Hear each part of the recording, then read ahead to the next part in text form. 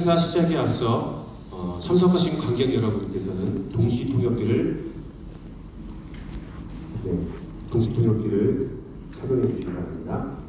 네, 오늘의 글로벌 컨퍼런스를 기획하시고 준비해 주신 서울예술대학교 오승현 교수님을 먼저 모시겠습니다. 큰 박수 부탁드립니다.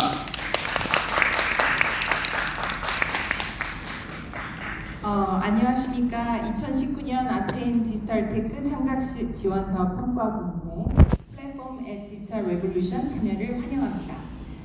아트앤 디지털테크 창작 지원 사업은 2017년부터 한국문화예술위원회가 4차 산업혁명 기술과 예술을 접목시켜 혁신적 예술 창작을 지원하기 위한 사업으로 우리나라 예술이 시대에 발맞춰 갈 수 있도록 융복합 예술 창작과 그 기반 조성을 위해 추진해온 사업입니다. 화면에서 보신 것처럼 오늘부터 2월 16일까지 서울 전역에서 총 14개의 융복합 예술 창작 작품이 선보일 예정입니다. 온오프 믹스를 통해 상세한 일정 확인해 보시고 적극적인 참여 부탁드리겠습니다. 저희가 그 예술과 디지털테크 창작 지원 사업인 만큼 컨퍼런스의 세팅도 좀 특색 있게 준비를 해봤는데요. 이 모든 것이 가능했던 이유는 서울예술대학교가 운영하고 있는 글로벌 이곳저곳에 있는 컬처허브 스튜디오와 직접 연계를 해서 저희가 아티스트를 모시고 이런 시스템과 노하우를 가지고 만나뵙게 됐습니다. 그래서 그 특별한 현장에서 연결된 글로벌 아티스트를 모시고 지금부터 컨퍼런스를 시작하겠습니다.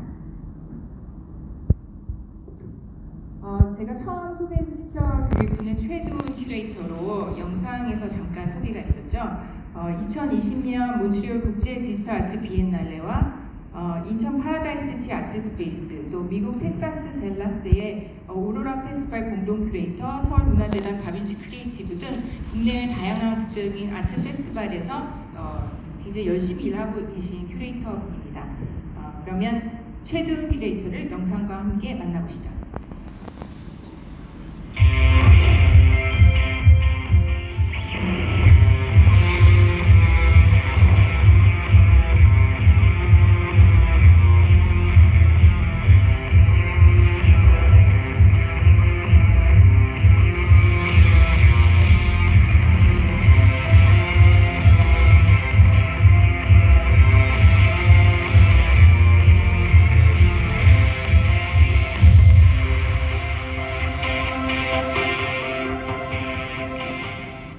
안녕하세요.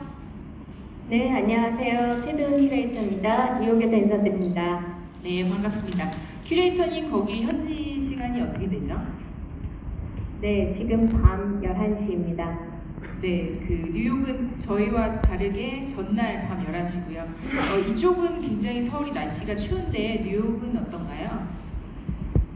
오늘 날씨는 비교적 따뜻한 편인데 비가 좀 내리고 있습니다. 네, 오늘 저희는 굉장히 춥고 또 이렇게 어려운 상황에서도 열기가 굉장합니다. 그래서 많은 분들이 참여해 주셨는데 저희 오디언스 다 보이시죠?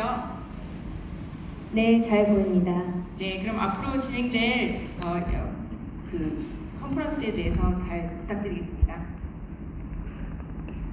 네, 감사합니다. 그럼 컨퍼런스 바로 시작하도록 하겠습니다. 먼저 뉴욕의 NYU ITP 교수이자 미디어 아티스트이신 다니엘 로진을 소개하도록 하겠습니다. 먼저 영상으로 만나보시죠.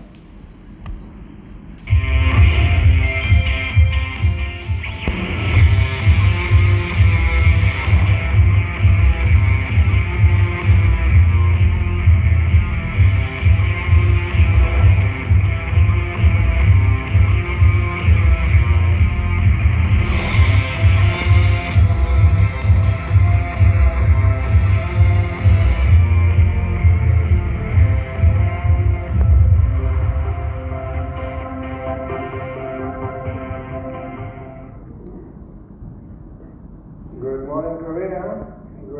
Good afternoon, I guess, Los Angeles. Here in New York, it's quite late in the evening. I'm very happy to be with you. My name is Daniel Rosa. You can see my information in the screen in front of you, where you'll see actually also an email if you want to contact me later with questions. I'll be very happy with that. Also, a lot of the stuff I want to show you, this is in the website that you. My work is titled Digital Interactive Art, which is not a very good title, but when you're creating new stuff, there hardly ever is a really good title to kind of generalize what you're doing. A lot of my work is not digital, a lot of my work is not interactive, and some of my work is not art, but still it's the best title that we have for this kind of work. I think maybe a good number of you are perhaps students, so maybe it'll be helpful if I talk a little bit about how I got started. I was born and raised in Jerusalem, Israel, and trained to be an industrial designer. And really, I worked as a product designer for many years. And then I came to New York, to the university, NYU, New York University, to this program, the Interactive Telecommunications Program, ITP, where I now teach. And here I learned how to program computers and how to do some electronics. And when that happened, I suddenly felt that I no longer wanted to be a designer for clients. I wanted to create stuff for myself, for my own self-expression. And in the beginning, I didn't think about it as art at all. I was trying to come up with new interfaces for other artists to work. And actually, the first project that I made that I want to show you from the year 1997 was called easel. And this piece is fashioned like a painter's easel. And the users were given a paintbrush, and they were able to paint on it, like you will see in the video here. I'm demonstrating the screen, and you get a brush that you can apply. And when you apply it on the canvas, you are in fact painting, but you're not painting with paint. You're actually painting with live video, the video of a camera that is pointed at.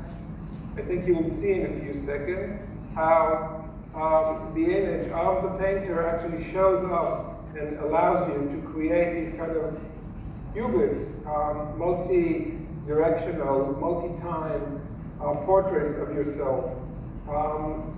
As you dip the brush in the cans, I think I will show you can see how every time you dip the brush, you can actually take a snapshot and you can compose this really multi-time portrait of yourself.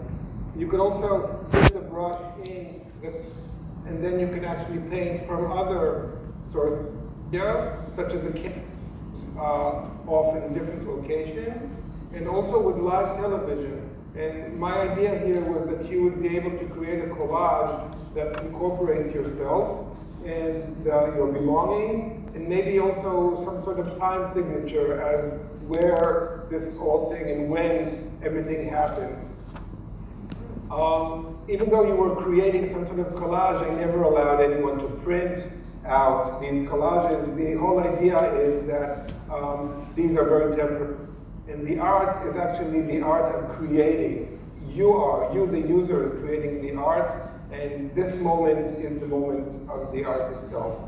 By doing this kind of project, I kind of understood that two things that are really important to me and will actually carry me throughout my career as an artist, which is now over 20 years, are my interest in the creation of images. What does it take to create an image? What does it take for a human eye to see an image? These are things that are really important to me. And the other aspect is the idea of participation, of interaction. How can I create art in which the end viewer is actually an active participant in the creation of the art?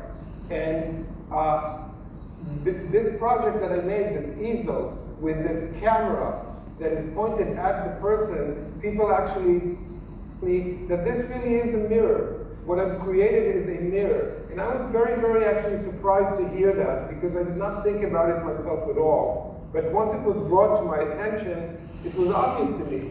And then I became much more explicit about this idea of mirror and reflection. And over the years, I've actually created 5 branches of pieces that all deal with this idea of reflection. If you've ever heard of seeing my art, it probably is because of the main branch, which are these mechanical mirrors. I like to create these kinetic installations, usually mechanical, that involve multiple motors and computers and sensors. The first one I created in the year 1999 was called Wooden Mirror. Wooden Mirror was made out of 835 wooden tiles, which are animated with the camera, so any person who walks or stands in front of the piece sees themselves reflected in a very coarse, pixelated way.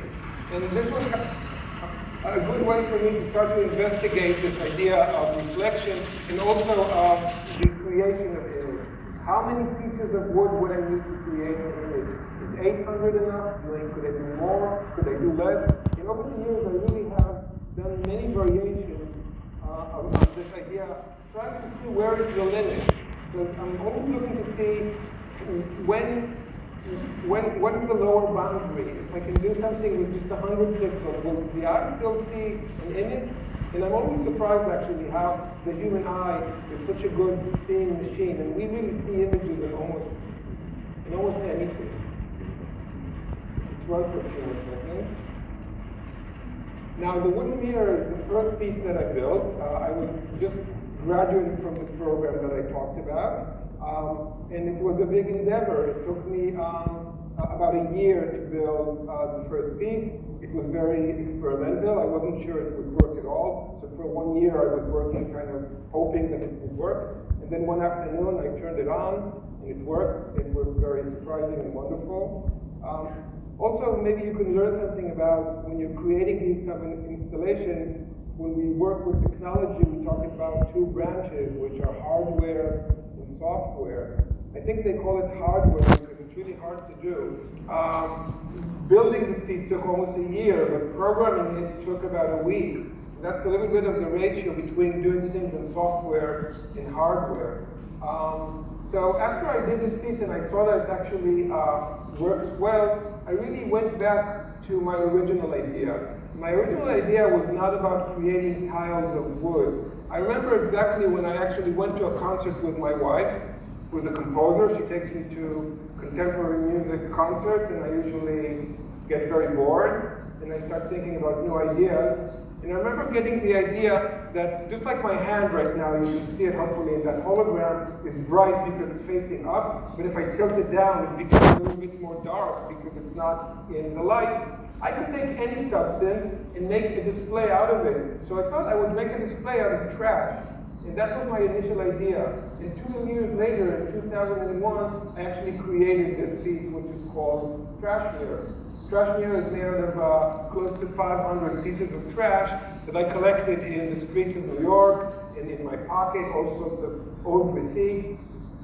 It was kind of fun and a bit embarrassing to walk in the street and pick up pieces of trash. Anything that was kind of flat, I could use. I also, if you look there, you'll see also things which are kind of old, computer disks and stuff like that we don't see anymore. This piece is almost 20 years old now. The way that this piece works is very similar to the wooden mirror. The image that it creates is a little bit less detailed than the wooden mirror, a little bit more silhouette-ish. But I think the idea behind this piece is not so much about the creation of the image, but perhaps about the idea that we are perhaps reflected by the stuff that we discard as much as we are reflected by the things that we cherish and we keep. So this piece is actually very dear to me. Also, it's very personal because all of these 500 pieces of trash are mine. Over the years, I've created quite a few of these mechanical installations. Again, if you look at the website, my website or the website of my gallery, you can see many videos of these, but I think I should probably not show you too many of them. One that's kind of interesting maybe is this piece here. I teach a class at the university which is called The World Pixel by Pixel. And in that class, which is a programming class, I teach the students how to program for graphics and for video and for live video. And because it's something that's interesting for me, we all together, me and my students, we look back and try to think, when is the first time that people needed pixels at all? when you look at the first maybe cave drawings of the ancient prehistoric people, they didn't need pixels. They just took a piece of charcoal and they smeared it on the walls of the cave, and there was no need for them to chop up the image into small portions, because they weren't producing it by any kind of machine. So we really don't see pixelization at that time. When we look a little bit further in history, we start seeing the stone mosaic. Now the stone mosaic actually looks very much like a pixelated image. If you look at all these little pixels here in the corner, they're square, then on a grid of X by Y. They seem very much like a pixel that we would see in Photoshop or any other image on the computer nowadays. But if you look very closely, for example, on this little duck here, you can see that the eye of the duck is round, and the pixels going around the stones are actually rotating. So even these very ancient artists working in stone, they could not live with these jaggies that we have today in our images. So this is really not really a pixelated image. The first time I think that we really see pixels are in the weave, the fabric. The woven fabric, which is probably as old as the stone mosaic. It's hard to tell because these fabrics didn't persist in history because of the material that they are made of. But if you think about it, a weave really has a x-axis and a y-axis and these pixels. It's a very strict pixel. You can't really have any color that you want, every place that you want, but it's very much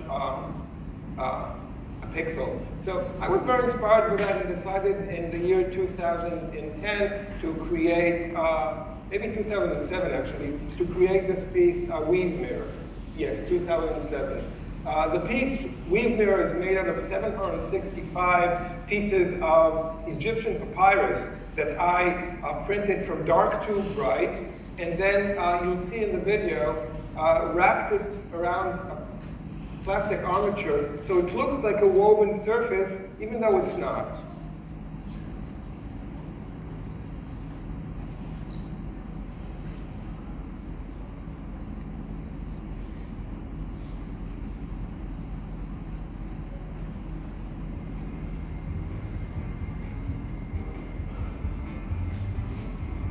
The piece also hangs in the middle of the space, a little bit like you maybe hang a carpet when you air it or something like that. I was trying to evoke it, so it's not like a picture which hangs on the wall, but maybe something that's in the middle of the space. Also allows you to kind of look behind it and see the mechanics and electronics that go into creating such a piece, which I find is interesting. I find that people actually enjoy the craft that's involved in creating these kind of mechanical displays.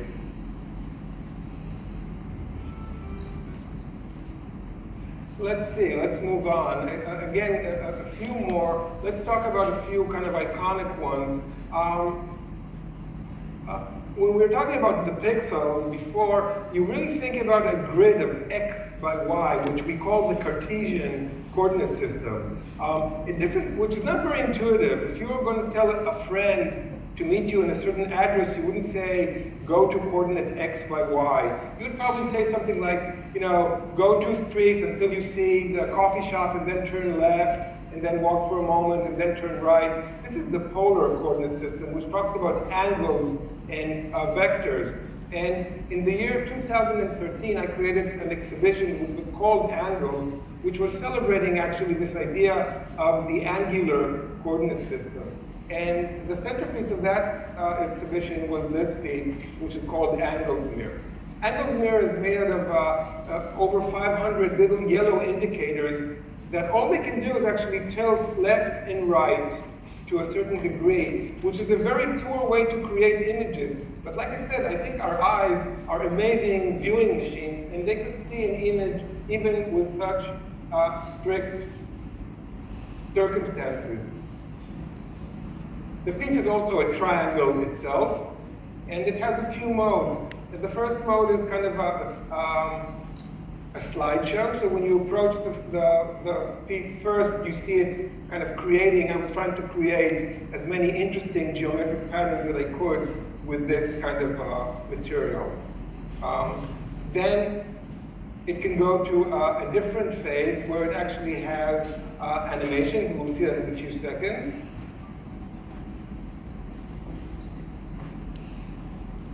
A few more seconds. Here it goes. So then, kind of celebrating the dynamic animative characteristic of this. You can see the little yellow indicators. But then when a person comes and actually stands in front of the piece, it assumes the normal behavior of all of my pieces, which is it reflects you. And let's see how it reflects you. Since these things can only deflect left and right a little bit, but kind of fast forward, you can see that the piece really divides the world into two sets, you and not you. Whatever is you are these vertical little lines, and what is not you are these horizontal ones behind you, and apparently that is enough for the human eye to actually see an image. So again, I'm always surprised about how little you need to feed the human eye in order to create an image. And that is especially true for things that are in motion, and even more so for things that are interactive. That's why I really enjoy working with the idea of a mirror, which is so tightly coupled to what you do and what you see. Let me show you a few more pieces. One of them, which is fun, is this piece, which is called Pom Pom Mirror from 2015. And that year I was trying to do more organic things. This piece is made out of close to 1,000 fur pom-poms, and they are black and white. You'll see in a second, there's kind of a battle between the black ones and the white ones. Whoever pushes forward gets to be seen. And I'm using that again as a material to create images. The piece is generative, so if no one's in front of it, it does its own thing. But you'll see in a second that when someone stands in front of the piece, again, it is a mirror. So you are always reflected in front of all of my pieces. That behavior is constant. The material, the pace of it, and many other things around it can change, but this behavior is very constant. Another piece you might have seen has been in Korea, actually not so long ago, is the penguin's mirror. That's always fun to see. It's 450 little penguin dolls. They're on the floor. Here they seem to be a bit evil, but they're actually very friendly. We'll see in a second. And they turn around from their black back to their white tummy, and that actually makes them into pixels. And if they are pixels, we can create an image from them. This image, again, is the image of the person standing in front of them. In this case, spread on the floor. A bit different than when it's on the wall. The feeling is more like you're conducting an orchestra, or maybe you're the admiral or a general of an army, more than it feels standing in front of a big mirror. But still, very smooth and very fun, gratifying interaction. I'll kind of, actually, the most fun happens when you walk away and then the penguins do this kind of a dance for you. And they do that for a few seconds, waiting for the next person to come and interact with them. Some more pieces. I don't know, let's see, how are we on time? Okay, let's see. A piece that I did actually just a few weeks ago, so you're pretty much the first people to see it. I made it for the art fair in Miami. There's a big art fair in Miami where we, a lot of artists show new stuff there. And I showed this new piece called RGB Peg Mirror. RGB Peg Mirror is my first mechanical piece that creates color. It's made out of red, green, and blue RGB, like all the pixels. All of you who've done anything with digital images recognize those three colors. And just by manipulating with light and shadow, you'll see in a second, it is able to create really very rich, let's see this one. It has a bunch of stuff that it does. Right now it's just starting, and then you'll see how it reflects the person. So like I said, the idea of the reflection is constant in all of my pieces. In this case, because of the lighting, you can only see a bit of a shadowy silhouette, but in the fair, it's not ideal. But usually you can actually see facial features. But then when you walk away, hopefully in a few more seconds, you'll start seeing how it actually has a whole generative thing happening. Right now it's doing some sort of random pattern, and in a second you'll see how it does the beautiful transitions and different generative graphics that I've programmed it to do.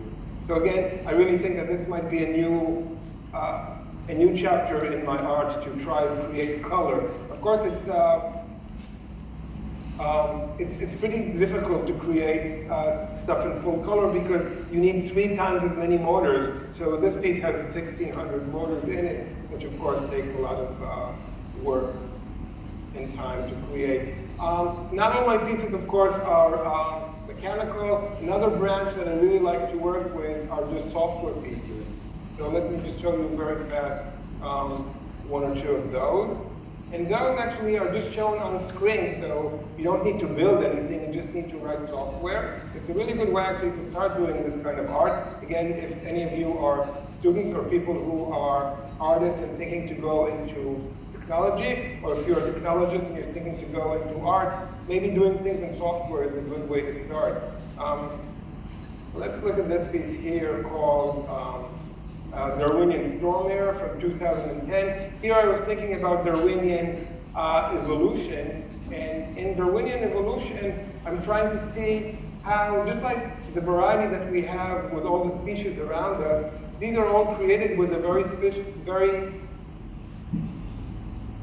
simple algorithm. The idea of mutation, which is random, and then natural selection. What I'm doing here is doing exactly the same. These lines that are creating the image of the person in front of the camera that we are seeing are just thrown onto the screen, virtually, of course, randomly. And then they are selected to stay or to die according to their success in creating our image. And what we get is this kind of an image that seems to be made out of straw, or maybe looks a little bit like some sort of a drawing with a pencil. And I did a whole series of these. Another one that I did, which was kind of interesting, exactly the same algorithm, only in this case, I decided not to use lines, but I'm actually using brush strokes. And suddenly the effect is very, very different. Oh, I'm showing you a different one. This is a rotating lines one, which does the same effect with lines which are constantly rotating. But again, the algorithm behind it is a genetic algorithm, a Darwinian algorithm that just chooses these lines according to their success in recreating the image. Let me just show you the one that I wanted to show you, which is this one, which is the Darwinian brush mirror, which does exactly the same effect. So 3 pieces with exactly the same code behind them, the same logic, only, and we perhaps will talk later about abstraction. So what I'm doing here is applying 3 different kinds of abstraction to the same idea. Here, brush strokes, so much more coarse, we're not seeing as much detail. And not seeing detail is perhaps, once again, maybe we'll talk about that later, something that has to do with abstraction. When you abstract something, typically you are losing a good amount of detail.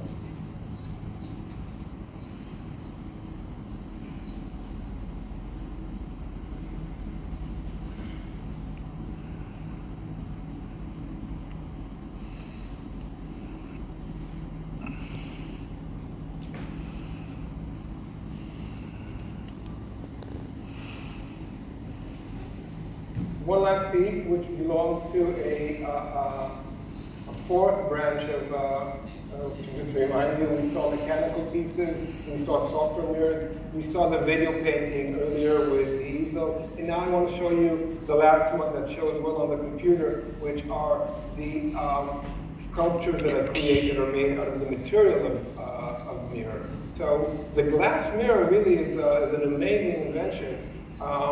Which is kind of new. If you think about it, people in the 17th and 18th century didn't know what they looked like because they never had really perfect mirrors. They could kind of look into a pond of water and see the reflection, or they could look into a polished metal, but it was never really perfect. But now in the 21st and the 20th century, we see ourselves all the time. And people are taking selfies of themselves. We're really obsessed with seeing ourselves over and over again.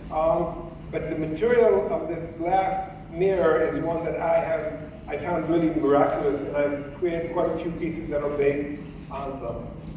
The one that I want to show you is this piece, which is called Broken Red Mirror. It's not red, but the person that you will see in it is a person called Red Burns, who was very dear to me, and I based this piece on her.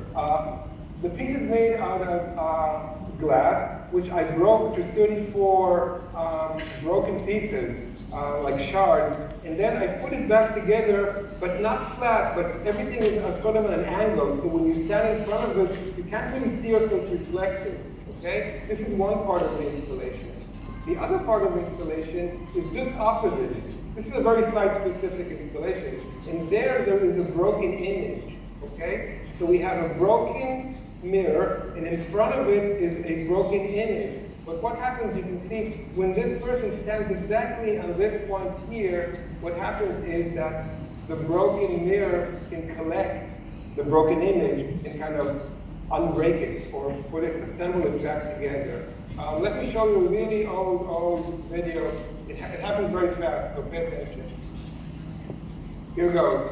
You come, it's in a museum, you walk towards it, it kind of doesn't make sense, doesn't make sense, and then when you go to this spot where you're supposed to be, suddenly it does make sense.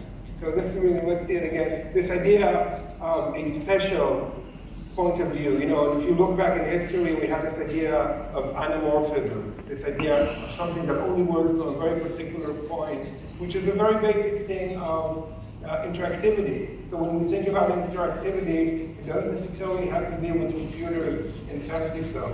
You can create interactive things also by means of painting and by means of sculpture and many other ways. I think this is enough for today. Like I said, if you want to see more, in these websites you can see all of my work, including the ones that I showed you today, and you can contact me to ask me more questions. Hopefully I will be able to also answer questions in a few minutes when we have the panel. But anyway, it was great talking to you today. So thank you very much. 네, 감사합니다. 20년 넘는 시간 동안 만들어 온 작업들을 불과 40분 안에 다 소화한다는 것은 쉬운 일이 아닌데요. 마지막에 여러분들이 질문하실 수 있는 시간도 있으니까 잠시만 기다려주시기 바랍니다.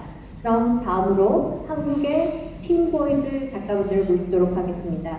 팀 보이드는 미디어 아티스트 그룹으로 송준보, 배재혁, 석구영 3명으로 구성된 그룹입니다. 그럼 먼저 영상으로 만나보시죠.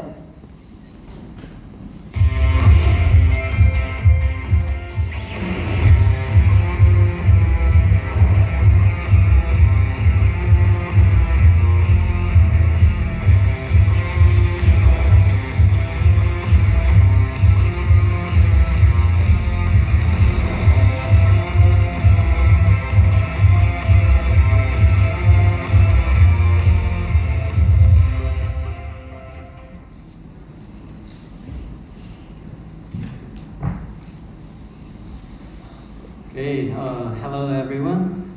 This is Tim Boyd. I'm Jae Hyuk Bae.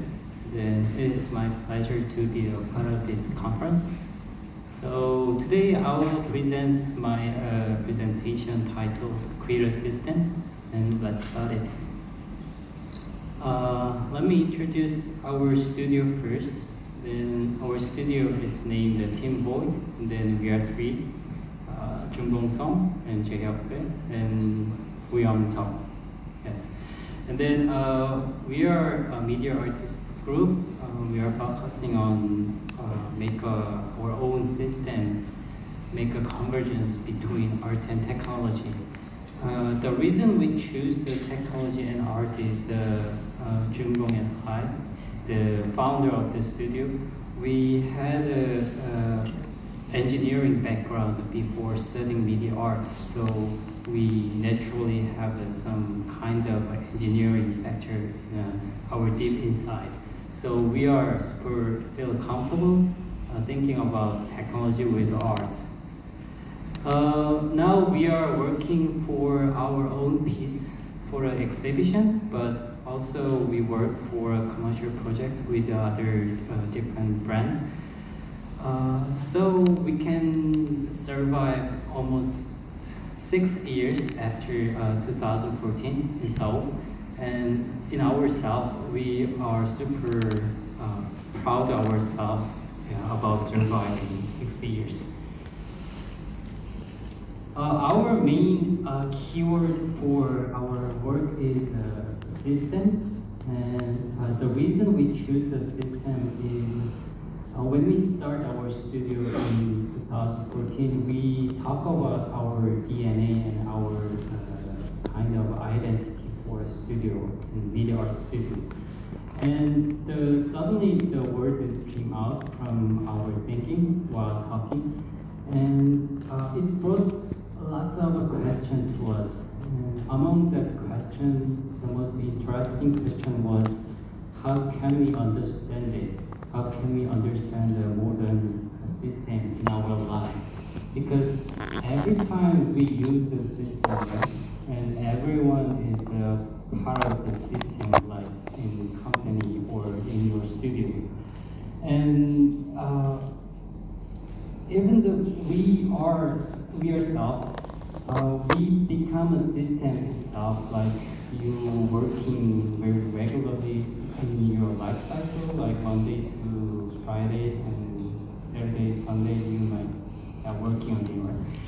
So this kind of the cycle shows us like everything becomes a system right now, but how can we understand it? Yeah, because some of the system can visible, like automobile or machines or nature. Those kind of a system you can touch or you can see, so you can use to understand it. But how about modern systems, for example, data system? It's so abstract and you cannot see the system itself. So our question was, is it exist in physical world? Is it, how can we understand it without viewing the system itself? But when you think more deep inside of the system, for example, Google Photo. I think everyone right now uses Google Photo in your mobile system, right? So if I take a photo, my phone will update the photo to Google Drive automatically, right? But where is the place for my data, the physical place? So when you search from Google, you can find the Google data center. Google data center is located in all over the world. The largest one is in South California. And if you see the image or video of the Google data center, they have lots of buildings in their place. And then in each building, there are tons of servers. Yeah, right now, the research papers that Google uses almost a million servers in the world right now. And each server, there are a stack of the drivers, the physical, the disk driver. So I think maybe one of the disks, there might be my photo data in physically, they exist in physical piece, I think. So if the disk is broken, the manager have to change it for a new piece and they destroy the old one. So the data is very abstract, but still it exists in the physical space. And to maintain the data, we needed some physical activity like cooling and cleaning and managing like that.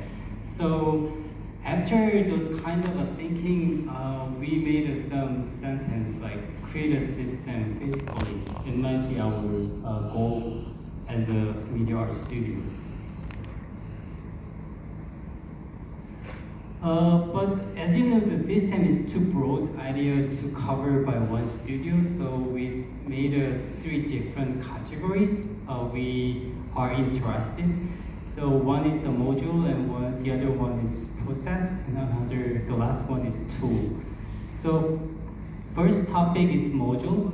The reason we choose this topic is how the module is very basic step to understand the system, because the system become larger and complex over and over again. But how they maintain their stability while growing?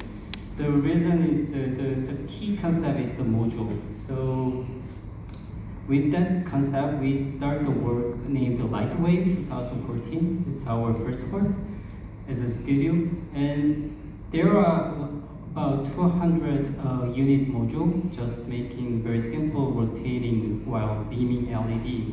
But because of the relationship between the modules, they can make some complex pattern. It is quite similar with the nature pattern you can find from the water or ripple. The water can make their pattern by relationship between the molecular, and it's super simple way to make this kind of a pattern. So if you look at those kind of pattern at first time, it feels like, oh, it's so complex and it's really hard to understand. But if you see more inside of the unit module, you can find the real principle rule is super simple to make a pattern. Then after that work, we decided to make another piece using this kind of a unit module and nature pattern. In this time, we decided to make a linear motion instead of a rotating, and make a moon surface pattern, instead of a rippling the wave. But it works right. But after finishing that piece, we felt that the piece is a little bit out of our track, so we decided to go back to origin idea, like Lightwave. So make a wave series in 2017. Yeah. In this bit, there are 3 different pieces, but they have same rules. They share the exactly same rules, but because of a different material, they reveals a different visual, the final. So one is the string, and one is the point, and one is the just bar reflecting the light. So you can find this kind of a phenomenon in our real life as well, like for example, the traffic system and operating system in computer. It's totally different, right? But if you see the very principal rules in both systems, they have a very common rules, such as the scheduling. Like traffic can be scheduled one by one, but operating system also schedules tasks one by one. So yeah, they have common rules.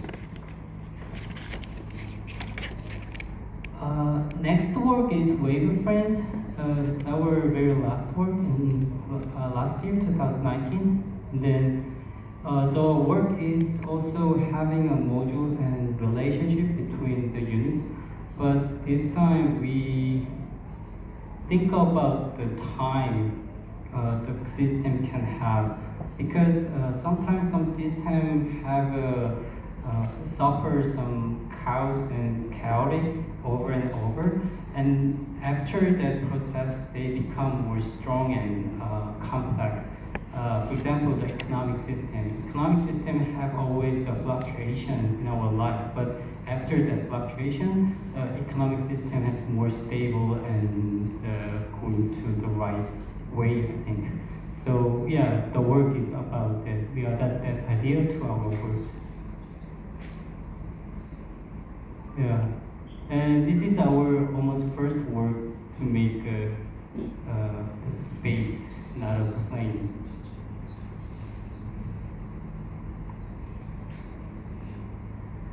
And status bar is a little bit different piece we did.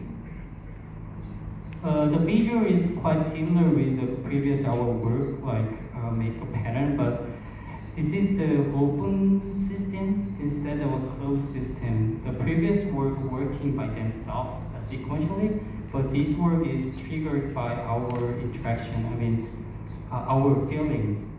So in our studio there is some switches, and each switch refers our feeling, like happiness, sadness, exhausting, exciting. So every morning we choose our feeling, our studio's feeling, and then the work is triggered by that feeling and change the pattern.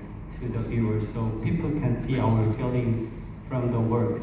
It's quite similar with the SNS system we used in everyday, like Facebook or Instagram. Yeah. We reveals our feeling not in person. We use the platform or system right now, right? So this is about this kind of phenomenon. So second topic is process. This is the start from the question like that. Is our life is much better than before while using the system? I think yes, some part of the our life is much better than before, but sometimes when we use the system, we feel some uncomfortable. Yeah. For example, when I used my mobile banking in my first time in my life, I spent like almost 1 hour to set up my phone, right? Yeah, everyone have a similar experience, right? But after finishing the transfer the money via my mobile banking, I just realized that there is an ATM just out of the door, right? So if I spend like 5 minutes, I can just finish my work. But because of using the new system, I spend like 20 times more. So with that idea, we start the work named Hammering 2014. So hammering is very simple, people have to do, but sometimes the process may be very complex, and then we spend more effort and time what we expected. So yeah, hammering is this kind of works.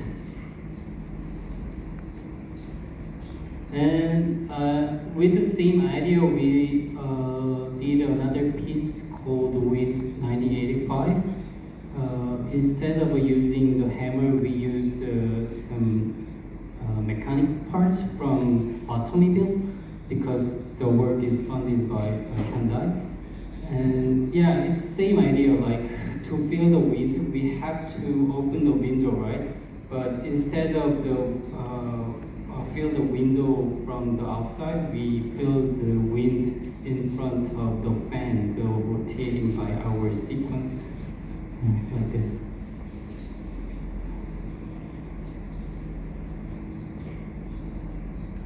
And the last one is circle making machine, 2018, I think, yeah.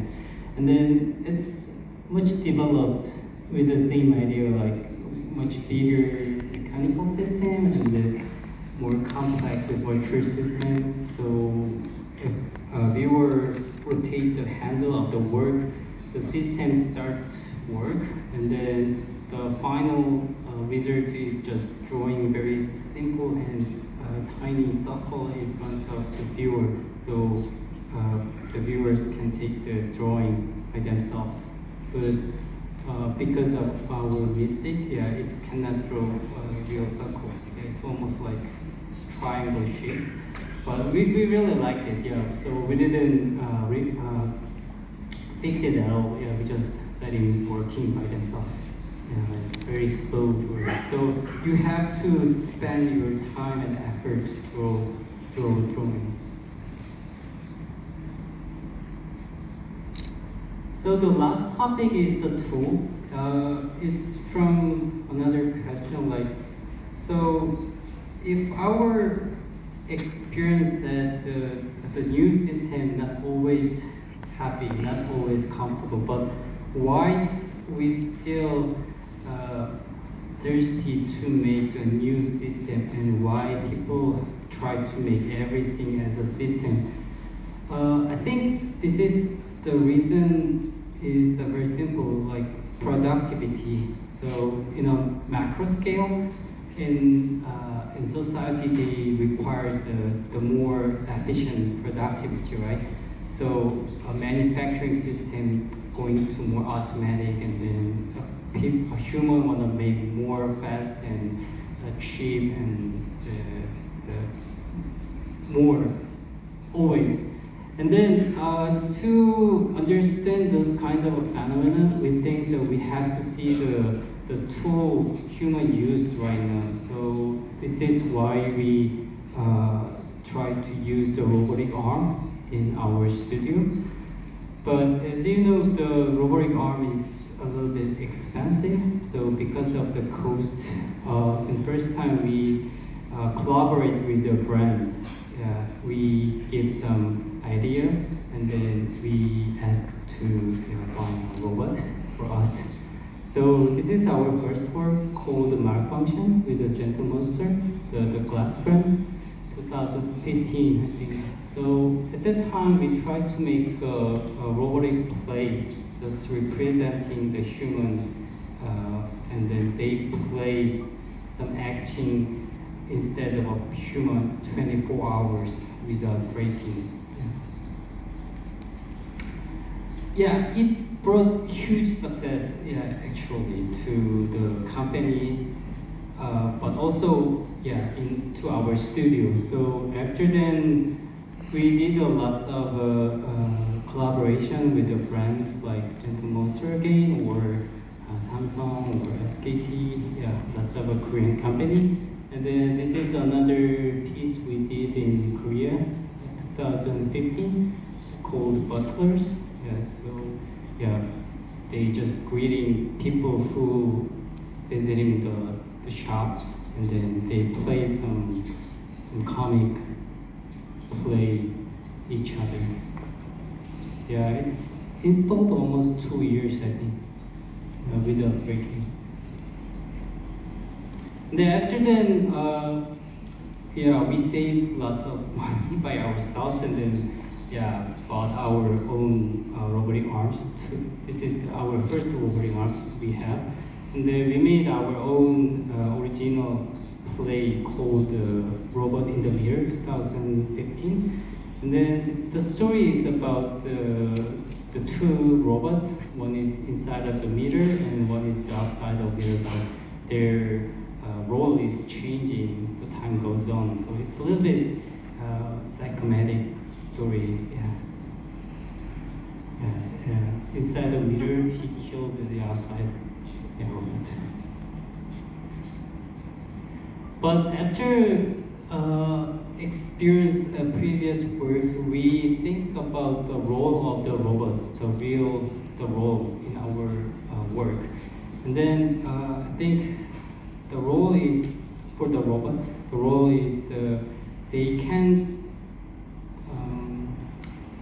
translate the abstract idea like data to a physical object, or such as drawing.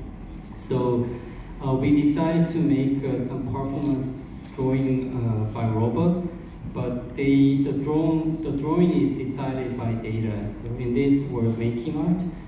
They're using stock data market in real time, Kospi and Costa in Seoul.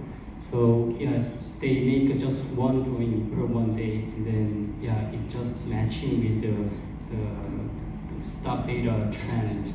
So people can see how market is bad or good from the drawing.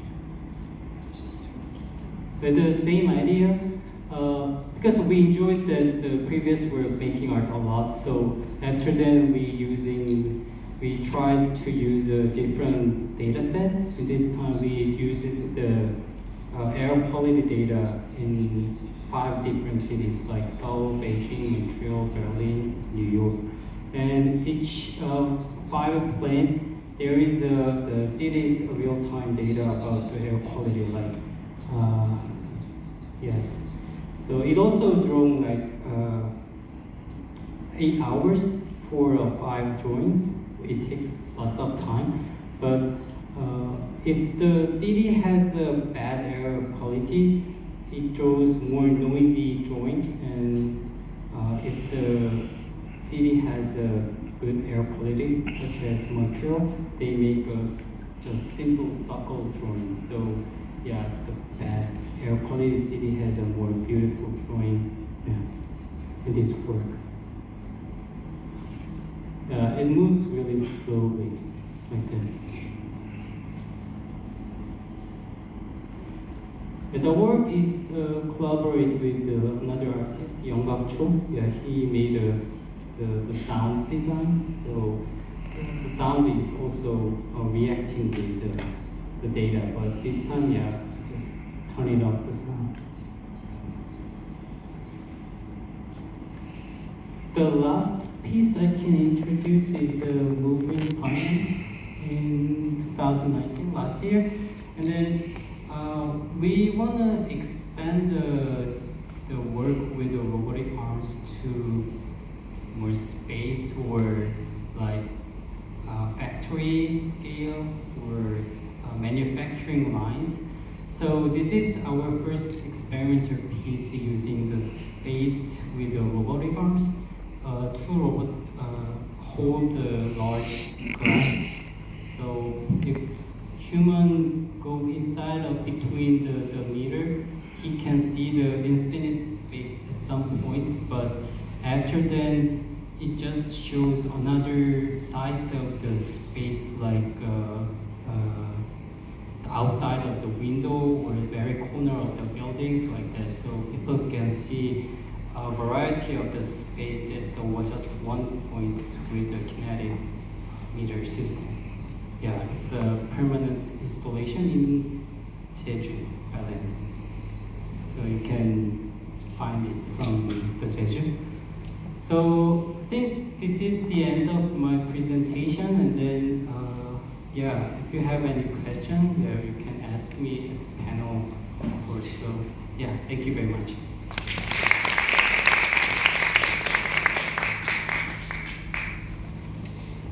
네, 감사합니다. 이제 LA로 가볼 시간인데요. LA에서 래픽 아나돌 미디어 아티스트가 기다리고 있습니다. 먼저 영상으로 만나보시죠.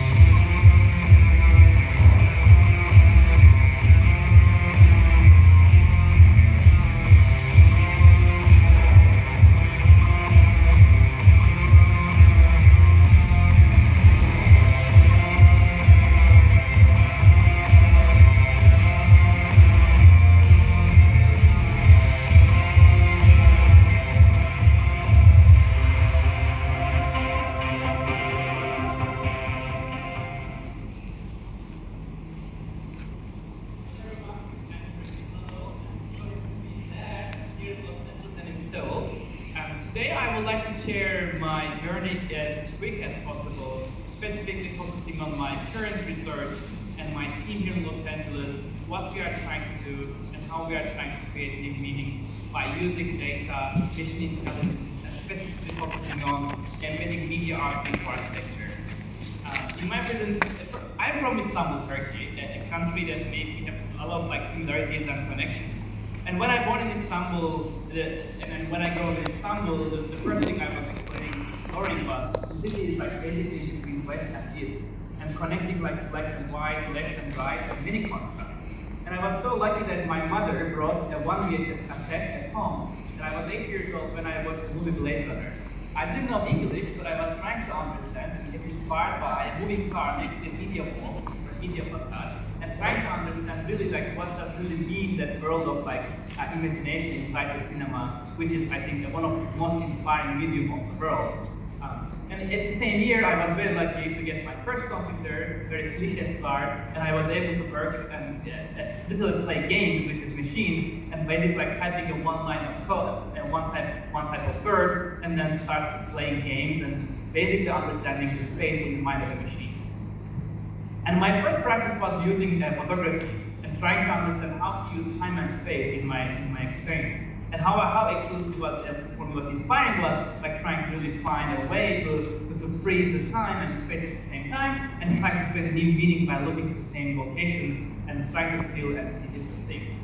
I was super inspired by one of the most important events in Berlin. It was a media facade exhibition. And the people were discussing how to embed media art into architecture and try to create a new meaning by using data as a substance.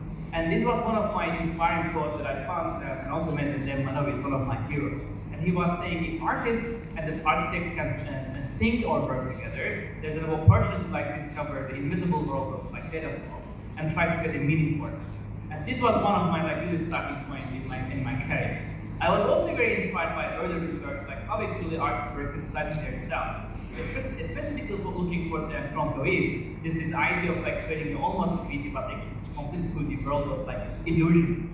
And I was super inspired by this idea, and with my very first project in Istanbul, Turkey, and on the left side we are seeing a media facade augmented by a one-channel projection. And these early projection mapping projects were really helpful for me to understand what else I can do and how I can explore this medium. And especially in 2011, it was my very first data sculpture. I was able to work with the city's one of the most crowded streets called Digital Street, and I was able to record the entire street's sound data in 3 days and transform this data into a three-dimensional, basically a form by using a parametric architectural tools. Airytv was one of the wonderful architect friends allowed me and his team to think like how we can transform data into a three-dimensional form. And later on, this 3D form, heavily inspired by the way Ken Perlin, one of the hero who also invented Perlin noise, this 46 line of code, by the way, and get like an Academy Award. This 46 line of code was one of my really early inspirations. And one of the inspiring things is this code can allow back in 1986 that you can create basically mountains, sky, ocean, clearly like can create a beautiful forms that are really almost realistic. And from there, I started my journey framing the data in 3D form. And this, by the way, is an idea 2011 cannot be done because putting a frame around the building is really expensive. So at the end, we were able to create a piece on the basically entire building and transform by using projection. My true inspiration, I think, truly, and very honestly, coming from science fiction. I'm a heavy sci-fi lover, and like William Gibson, one of my heroes, maybe you know that there are Mansell and many others, it's all wonderful. He's really like speculating something very honest to me, but it's something that when I read his ideas, there's a very massive like connections. But also, if you look at right now, how technology is transforming who we are, and how technology is really like unwriting, like where we are going with these tools. And most importantly, how the machines are not controlling us. Like we are not anymore controlling machines, but machines are really controlling who we are. And machines meaning not just like decisions, but also algorithms and specifically the data inside this world. And I think one of the most critically important things is we are not anymore living in a physical world. We are in this like two kind of juxtaposed imagination of like physical and virtual world at the same time. So this sense of displacement is one of my really inspiring topics. So, and also the art itself is heavily transforming itself into a whole new context. It's pretty clear that the young generations are constantly understanding things way different than the many old generations. And how we can really create an art form that is truly like engaging with everyone, any background, is a big I think, challenge. So John might say design is a solution to a problem and art is a question to a problem. And for me, I think the question is honestly, what does it really mean to be a human in the 21st century? And this monkey can learn literally in just 45 seconds how to use Instagram, a social network. They've been used by almost 1 billion people, that people are collecting and sharing and saving their memories, and eventually like expecting some reaction from each other. So I think the world that we are right now in is really inspiring and exciting, but also have the same ramifications like any other medium in the world. So my personal obsessions with data started like almost 9 years ago. And I was always looking for how to like create a meaning that's beyond just number itself. And also let's not forget that our decisions, our ego, our share and comment and like or whatever it is, are creating an enormous amount of energy. And also like how we can be more purposeful and aware of this, what this tool means and how they can be used in the future. So Kierkegaard is one of my other heroes. He says life can only be understood backwards, but it must be lived forwards. It's exactly like data. So data that we leave behind us is kind of like what we can predict our future as well. So simply today I want to show you several artworks, truly like engaging with humans, machines, and environments, and try to create a context between the three environment. And I will be also showing you examples of how physical and virtual world connect, and how we can create narratives in that info. So coming from Blade Runner right now, Los Angeles, 2019 November, where the movie was depicted, it's pretty much like not there. Like this is like what the movie was depicting: a flying car and like this in Los Angeles. But that's how we are right now. So there's no way that it's going to cross the reality. And I found myself doing a lot of artwork in public space. I was much more inspired by doing art for anyone, any background. I wasn't inspired by going to a museum or just gallery, because I think that when you open a door, you see art is something not just very ceramic. I think that public art is more inspiring and it's an opportunity to like share with anyone, any age, and there is no door, there is no beginning, there is no end, there is no floor, there is no like ceiling. So I just really honestly like find myself in Los Angeles during my studies at UCLA Design Media Art department. I did obsessed with this building frame here, Disney Hall. This is the location where LA Philharmonic performs every single day, last 15 years. And my obsession was what would happen if this building can remember, like can dream, like kind of like associated with what's going on inside itself. So very lucky in 2013, I was one of the early competitions inside Microsoft Research, and with my short, so I wasn't ever like very live, honestly, and I was like Bill Gates and many of the wonderful minds who have been there like supporting people like me, and I was able to get an award from this event, and Frank Gehry and his team at LA Philharmonic shared 3D models of the building, and I was able to graduate with a small project prototype that was kind of augmenting the building itself. And later on, I was able to like work with the real building itself, and LA Philharmonic invited to work inside Disney Hall, and I was able to transform Disney Hall as a canvas by using 110 musicians and also the body motion of the conductor.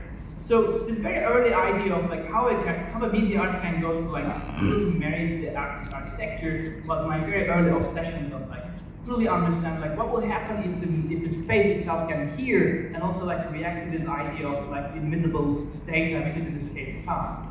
And so this idea just really like grow over the time. So 5 years ago, or almost 6 years ago, this idea was really very challenging because I was alone with my like couple of friends and wonderful colleagues.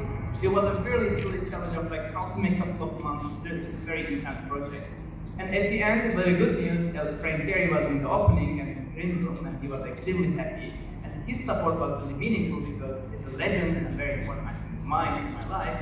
So he truly supported the idea. So when he supports an idea, I feel like a hero like Frank Gehry's support feels like you're really getting some elevation and motivation.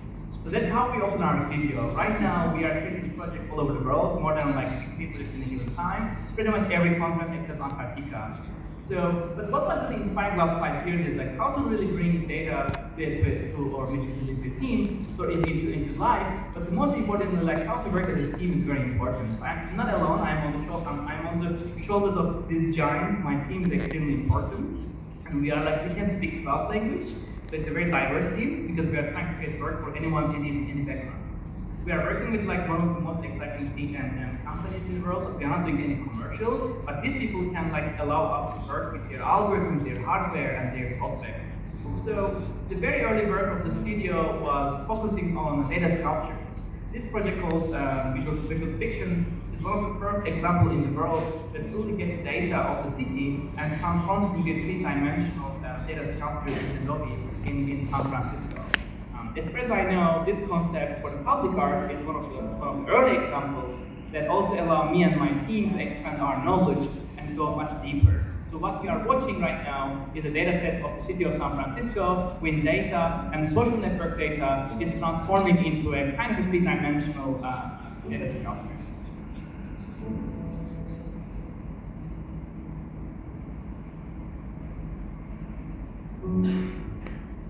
For example, what you are seeing is a wind patterns collected from the SFO airport and transforming into a three-dimensional trunk piece. This obsession with frame, as I said, like 2011, it took so long to make it happen in the physical world, but in virtual world, it's not costly, like it's just an imagination. So, I'm very obsessed with this like frame concept, like again, since my research in 2009. And also obsessed with this noise algorithm that it really can be used for animating and transforming the invisible patterns of like data. And then this scene that you are seeing is also visualizing a real-time Twitter active campaign by San Francisco. Every night around 400,000 individual tweets have been collected, and then each those basically orange points represent one data point, and each blue activities are showcasing where the geolocation of that specific data comes from. So at the end, every day we are creating a new universe, a new kind of city of San Francisco, based on the memories of the citizens.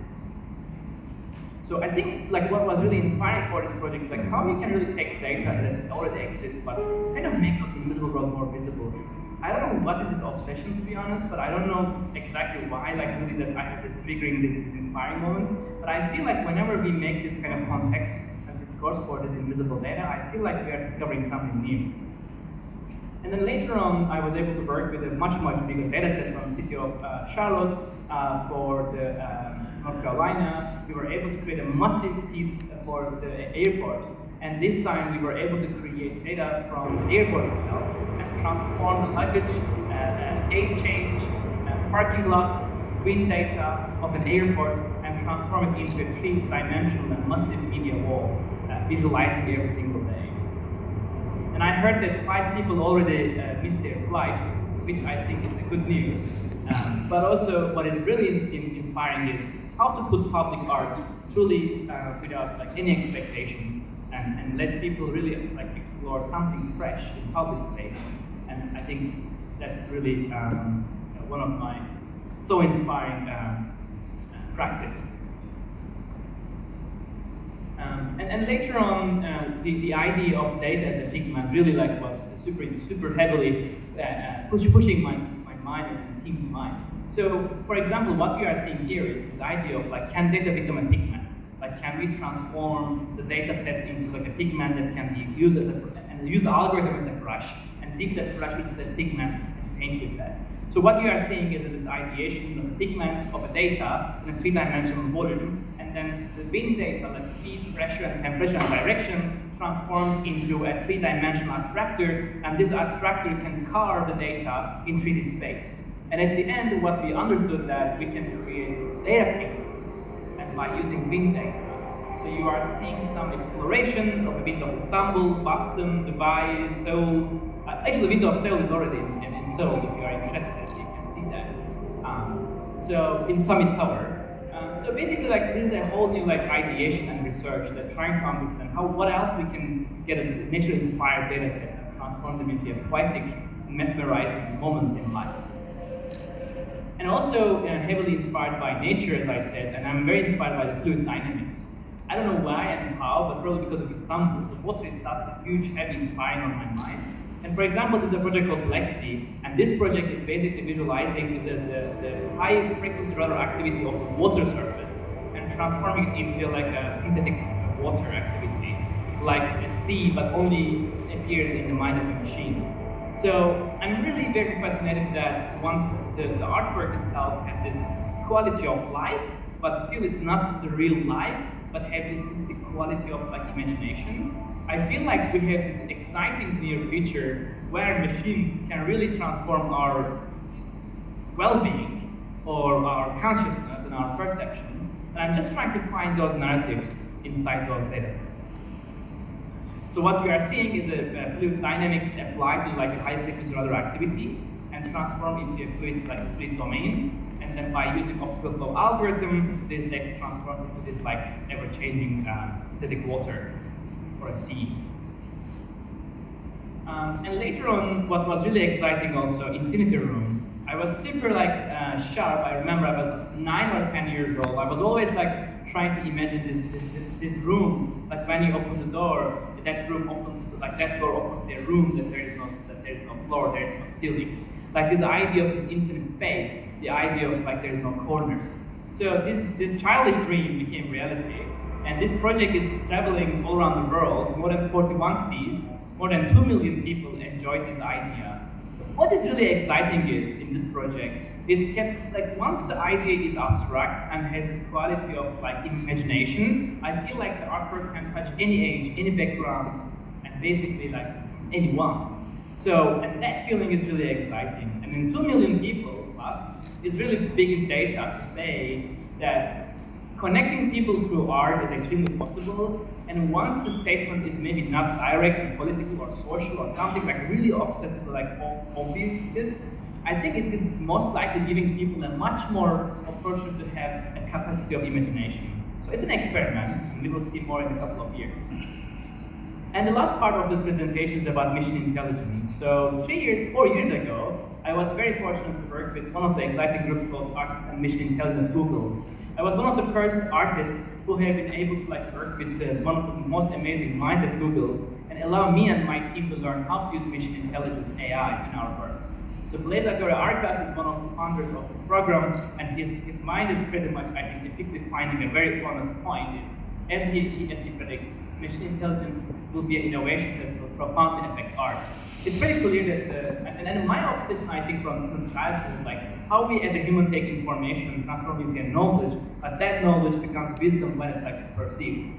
But the problem is like how we can apply this idea, right? So for example, let's remember this project, right? Google project. So this project was extremely well received, but what happened if this like becomes a new tool, it can be the new VR and new AR. But what happened in reality is something like that. So we knew that like some technology doesn't like go exactly in dream. And it's pretty like a big problem in many scales. Like humanity, like this is how it's dreamed by the inventors, but that's how humanity perceives and literally use it.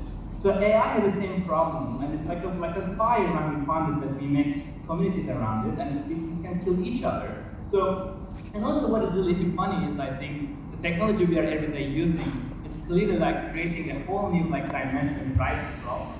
So the data and AI and they all together are creating a whole new imagination that I am not sure if humanity is completely ready or it's just like serendipity moment.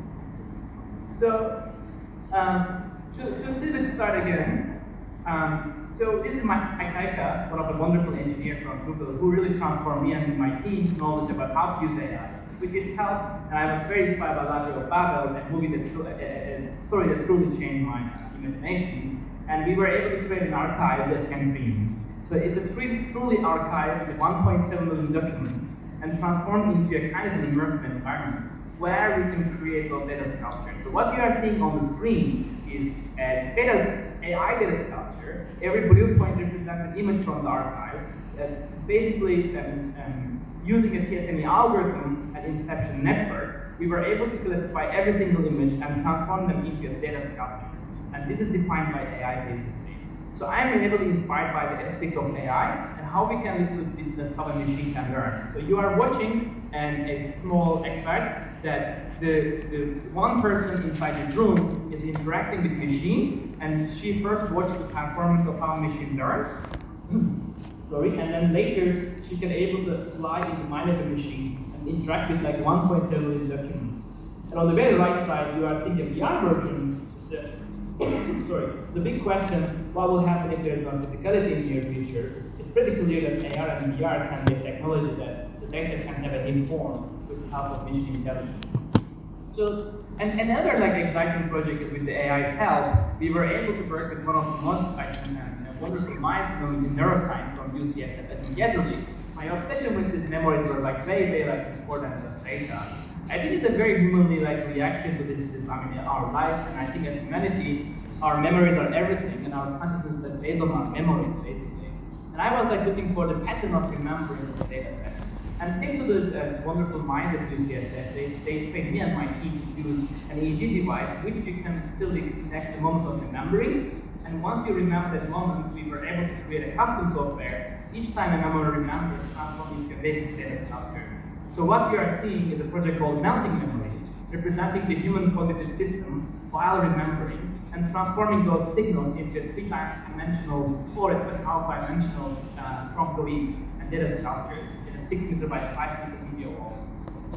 So this kind of like ideations of like, people are always like, am I seeing a memory? Is it like a real data?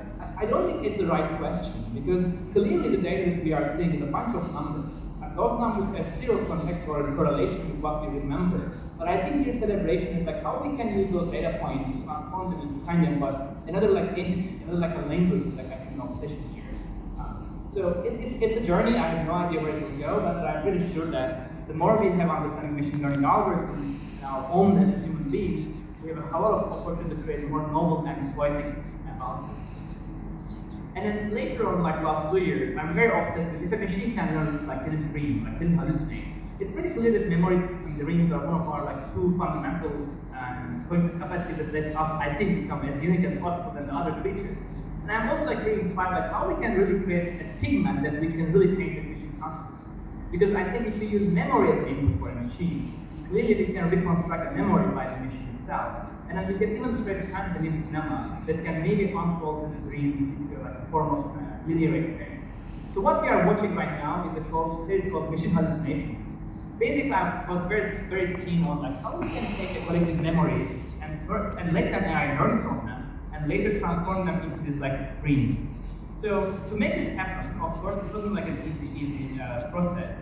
So what you are seeing on the left side is literally I am flying in the mind of a machine and finding green points and then taking a point in other location and connecting two different dreams to each other. So AI algorithms are really complex to understand, and once machine learns, it's a pretty arbitrary space, which is called latent space. And latent space is an n-dimensional environment, meaning as humans we have this x, y, z, maybe for some people sound as a dimension, but for machine it's n-dimension, meaning it can be any number of dimensions. Specifically this one is 24-dimensional space. But my huge inspiration is how we can make this invisible world more visible through the lens of algorithms and narrate this powerful tool that will most likely transform humanity for next decade, or maybe more. So this project also evolved much fun and exciting. For example, we document entire Mars MRO machine, which is used to transform and record every single photo for the Mars surface, and it was more than 12 terabytes of raw data, and then transform this in dreams into like kind of organizations into these paintings. So like constantly I'm trying to understand how to use those artifacts that are only available in the mind of the machine, but trying to create those new kind of correlations.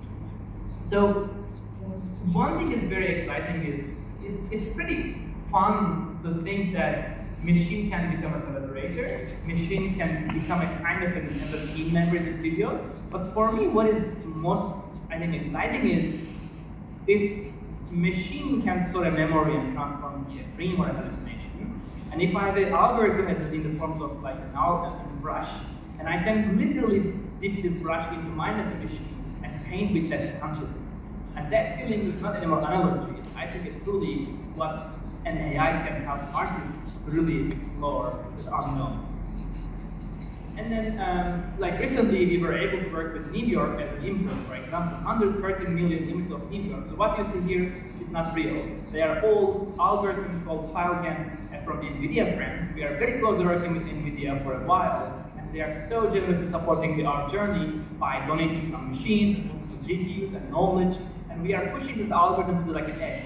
As far as I know, it's the largest it's ever collected for an artwork, and this allows us to like transform a boiler room into a three-dimensional environment. So when I think about this medium, I'm calling it latent cinema, because I think what we are doing here is not just an artwork that can be explored in an infinite time. It's more like a linear experience of a story and narrative that's really unfolding those problems or finding those solutions with the machine. So what nowadays I'm trying to understand is how we can narrate this unknown purposefully and create impactful outputs that has a meaning, has a discourse and context, but also bring this linear idea of a cinema into a non-linear context. And I think we are very close, and I believe that speculation is pretty like accurate. And at the end, what people were exploring is stepping inside the machine's mind and transforming it into like a three-dimensional environment with 8-channel video projections and 32-channel sounds.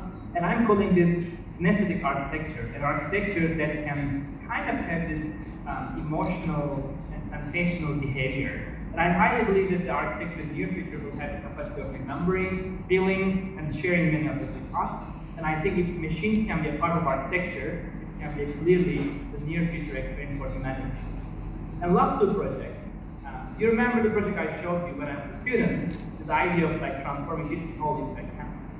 And unfortunately, that what took 4 years to make it happen. And last year, it was Electric Harmony's 100 years, and decided to celebrate the building by augmenting itself instead of using just like fireworks. And they challenged me by just giving 100 years of every single memory of the institution. And I challenged them by using 42-channel projections, by using from 13 locations, and transform the entire Disney Hall into a campus. So when I was able to like work with such a like big data and transform such an iconic building by using machine learning algorithms, it became a truly powerful part for the city of Los Angeles. We had more than 100,000 people joining us in 6 nights, and at the end it was a big celebration, but also like literally narrating and speculating the future of architecture and truly letting buildings remember what made it lead before. So I believe that the Blade Runner may not be there yet, but I know that by speculating ideas like that, imagine that every single memory of the building ever happened. Every single image, every single video, sound recording has been done. And every single data points that have been recorded in the building can become a part of it. And that's what we are watching right now. Those data points are transforming into three-dimensional scenes. And at the end, it's a very cliche maybe, but at the end we learned that the building was remembering a moment in time, which was Gustav Demel's first performance inside the building. So I really enjoy this idea of bringing cognitive ideas to built environments, and I think instead of making it gimmicky, just like a shiny pixels, to really give a context, I think that narrative is very important. So that as a team, we are really pushing this idea and trying to create those connections between the buildings, algorithms, and many others. And finally, I want to show a very exciting project from Seoul. So actually 2 months ago, I was in Seoul and I was very fortunate to work at DDP and Mayor Park. And this time we were able to create a similar idea, but in a whole different context. For this project, we were able to create an 8 million dataset of Seoul from social networks, from city archives, and many others. What we are watching is an GAN algorithm, which is basically transforming these datasets into these hallucinations. The dataset was extremely rich, and we were able to look for the historic architecture and contemporary side of Seoul. So what is really inspiring in this research is basically imagine that you can get you can get past as an input, now as an input, but also by using past and now, you can kind of narrate the future. Because it's pretty much like Newtonian thinking, right? Newton says that if you know how to start and you can't where it may go. So pretty much we have the same similar ideation.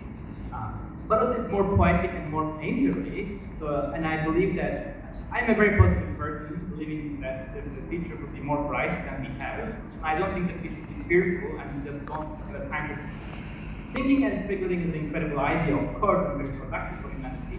But I think we have to do things to really encounter all these fears. So I found this project's purpose well impactful because they have this giving solutions, not just only critics and just diving into dark mood of humanity's problem with technology. So I want to finish my talk with the DDP Seoul Hamon. The project transformed the DDP into basically a form of data sculpture or piece of architecture. So it's wonderful building. Do they have a sound right now? Can you hear the sound? Okay.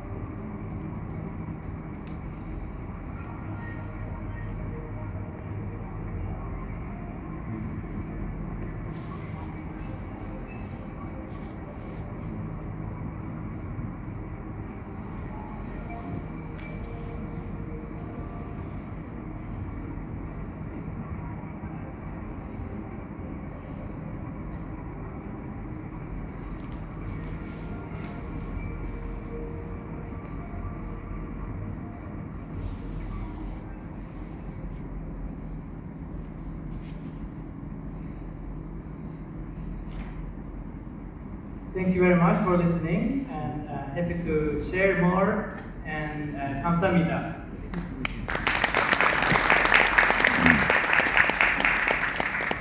네, 감사합니다.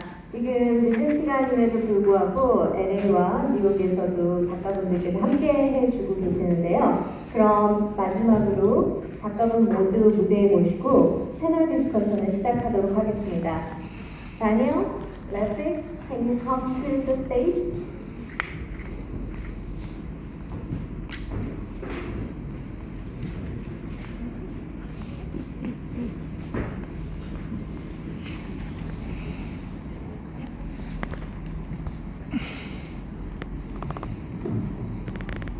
기술의 확장으로 여러분들께서 보시는 것처럼 자, 우리 한번 손 흔들어 볼까요? Leslie, are you ready?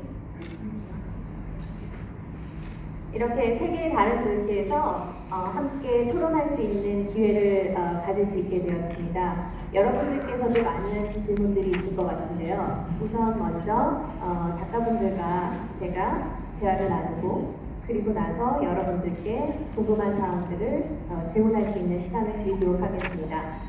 빠른 진행을 위해서 지금부터는 영어로 진행을 하도록 하겠습니다. Okay, we will start a discussion from now on. And I have questions to each artist, and also each artist you can interact with each other to have several questions to each other. So first of all, Daniel, you have been working in the interactive art field more than 20 years. I'm sure when you started, the meaning of the interactivity has been changed from that time until now. Could you explain a little bit more about what the interactivity means? Sure. Yes, in my talk earlier, I ended maybe by showing a sculpture that doesn't have any technology in it, but yet it is interactive. And I think it's important that we look back in history and we find that actually this idea of interactivity and participation is not one that is new to the age of digital. And artists in other fields, but definitely artists have been trying to involve their audiences for many, many millennia. But it turns out that the digital tools that we have right now are specifically very efficient in actually creating this paradigm of interactivity. When I started working, some things were not established. The way that we interact with technology was not known. I had to create that kind of easel that I showed to create painting. Well, 20 years later, of course, we all do that with touchscreens. We paint on our phones, we paint on our iPads. You don't need to invent these kind of things, they are here. On the other hand, as new generations come and they are born into this digital world, they come to our displays of art with a certain intuition that they have. They understand it on a very different level than other generations do. And that is very liberating, actually. People from other generations, sometimes they see technology as a barrier. So they see a piece that uses technology and they say, oh, that's not for me, it's for younger people. Younger people actually sometimes see it and say, oh, this is computers, let me do something cool with it. I think it's a task of art, an artist of this generation, to go beyond the technology and to kind of make it so there is a transparency because there's a beauty in the way that things are done. But it's really important for our audience and for art to look at our art beyond a demonstration of technology. And I think then the interaction becomes through the art, with the artist, the art just mediating, and the technology melts away. I think we're getting close to that point. You just mentioned about the different generational kind of approach on the interactivity. Maybe we have younger generation of artists here, Redbig and Tim Boyd. Let's hear from Redbig. What is the interactivity in your practice? I think in my practice, the interactive right now is a truly challenging concept. I mean, Daniel is an incredibly inspiring artist, a hero that really transformed this communication with machines. Right now, I'm really struggling like in one topic, especially communicating with a machine that has this capacity of intelligence. Specifically talking AI tools. So I'm not a computer scientist, and I never want to be, but I always still want to explore the machine that I can understand better than just learning deep mathematics. So I still believe that the games, for example, like gamification with this concept of like machine intelligence is very fascinating for me. So the interactive tools we have in the studio is, for example, the tool I show you, like you can fly literally in n dimension. Or you can interact with like millions of images and trying to see this big picture. So I'm just trying to make this new meaning first of all, I'm super inspired by library and archives, and I highly believe that humanity's most divine places are libraries and archives, where human information turns into human knowledge. And I'm just trying to find new novel ways of like beyond going search bar. Like how we can, when we go to a library, like how do we know what exists there? Like how do we know what we learn? And like what is like the end point of data? And this kind of feelings are in me for many years. So now I'm exploring like how to answer these questions by interactive tools. For example, like can we create this new interactive ways of like touching the machine's mind and really rotating or zooming and flying and then just create a space from that n-dimensional world that we can perceive as human. That's my most challenging interactive quest as an artist that I'm having a lot of trouble and also a bit of fun. Great. How about Team Boyd? So interactivities for us, it's really hard to understand. Same with the rocket, and because sometimes we try to use some advanced technology for interaction, like sensing camera or artificial intelligence. We studied a lot, but after finishing our research and study, when we apply to our work, we felt like it's out of our boundary, because we have some thesis to our works, but if I give some more interaction to the viewers, it's a little bit out of the track in our thesis. So I think the key points using the interactivity in our work is a limitation, how to give a constraint to the viewers, how to make them work as I designed. So in our works, if we use the interactivity to the viewers or any volunteers, we try to make a very limited space and very limited way to interact our works. I think that step is only a possible step in our work right now, but I think in later on, we try to make more steps, like more room for the viewers to interact our works and then give some more possibility to understand piece. But right now, it's enough for us, I think. I think interactivity has been always the question by the artists, and also the audiences are kind of trying to be triggered by new types of interactivity. And as an artist, you also have this kind of, what is the creativity in this era when the technologies, keep developing. So maybe I will start with who brings machine as a collaborator, which is Rafi. And we are living this age of the artificial intelligence, and a lot of people are thinking of what is the role of human, and also what is the role of artists at this point when machine even can create some works, and we are seeing it's going further and further. And what is the challenge when you think of that as a creative mind, and what is the creativity as an artist? It's a wonderful question and a wonderful challenge, I think, for many people. Again, as I said, I'm not a computer scientist, and I never want to be like that level deep in one tool, but I was always inspired by the capacity of the machine. So when we talk about the capacity of a machine, then our imagination can apply to that ideation. So I found it much more exciting once the machine just becomes a collaborator, like a camera, like a brush, like a car. It's not so different than how humanity always leverage these tools to create things. So, but the only difference I think in this context is the machine has a kind of a learning capacity, because the other tools we are discussing are just a tool that doesn't have anything to like decide for us. But once we are working with machine intelligence, we have this opportunity of letting machine learn whatever we want. So learning as a whole concept, of course, but I'm in this context talking about photographic memories, for example, or a sound or a text. So what is really challenging, but at the same time beautifully exciting and dangerous is machine can offer a reality that is sometimes as close as a potential reality. So once you're in that like parameter world or mindset, that is kind of a revolution that was not possible before.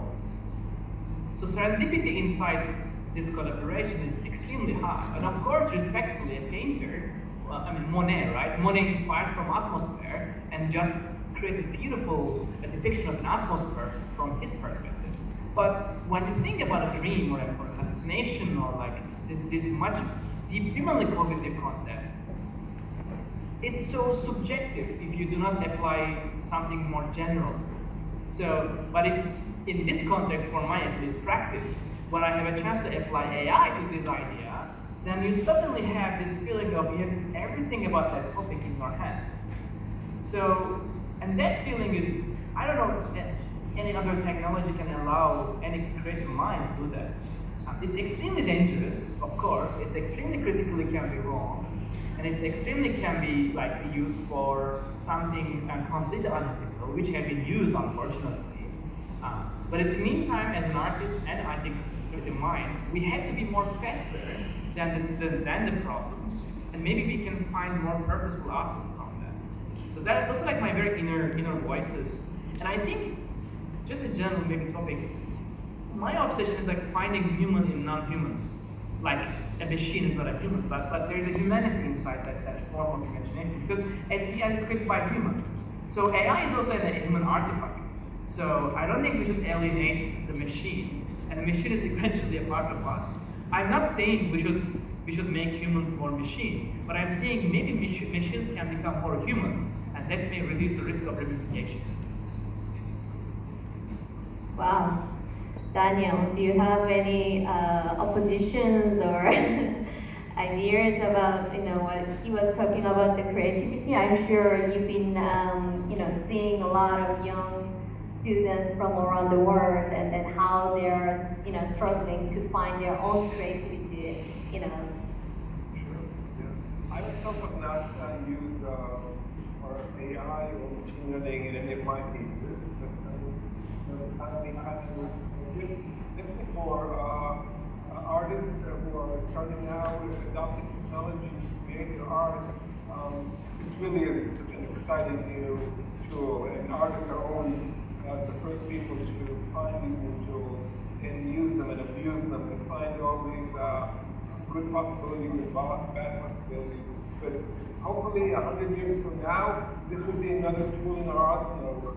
Just like we have a chisel to chisel in stone, and we have a brush to brush on the canvas, and we will have computers, digital computers, and machine learning, and whatever comes after that will be another part. I don't see it particularly replacing the position of the artist. I see this triangle that we always had in art, which is the artist, the piece, or the machine, and the audience. These are the three parts of any piece of art. In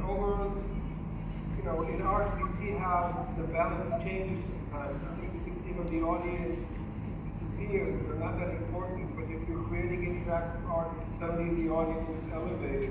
Now that we have machine learning, will the artist need to be diminished? I don't think so.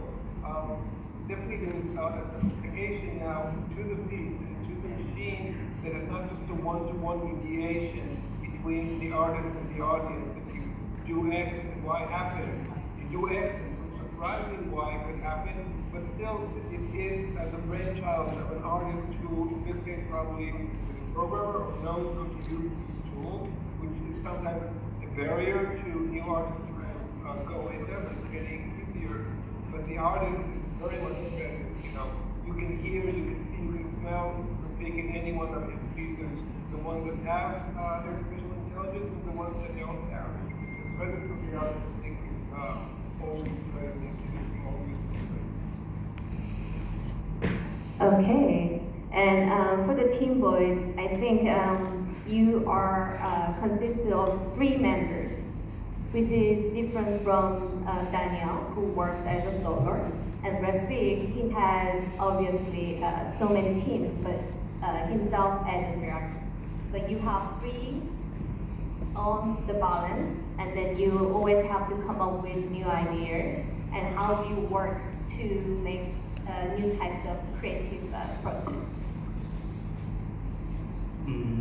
Yeah, it's super challenging topic in our studio because we are not one person, we are 3 people, so we have a different background, different thinking, different experience. So it's really hard to make a unified idea for making art piece, especially for art piece, because commercial project there's no problem when we work together, but for the artwork it's really hard.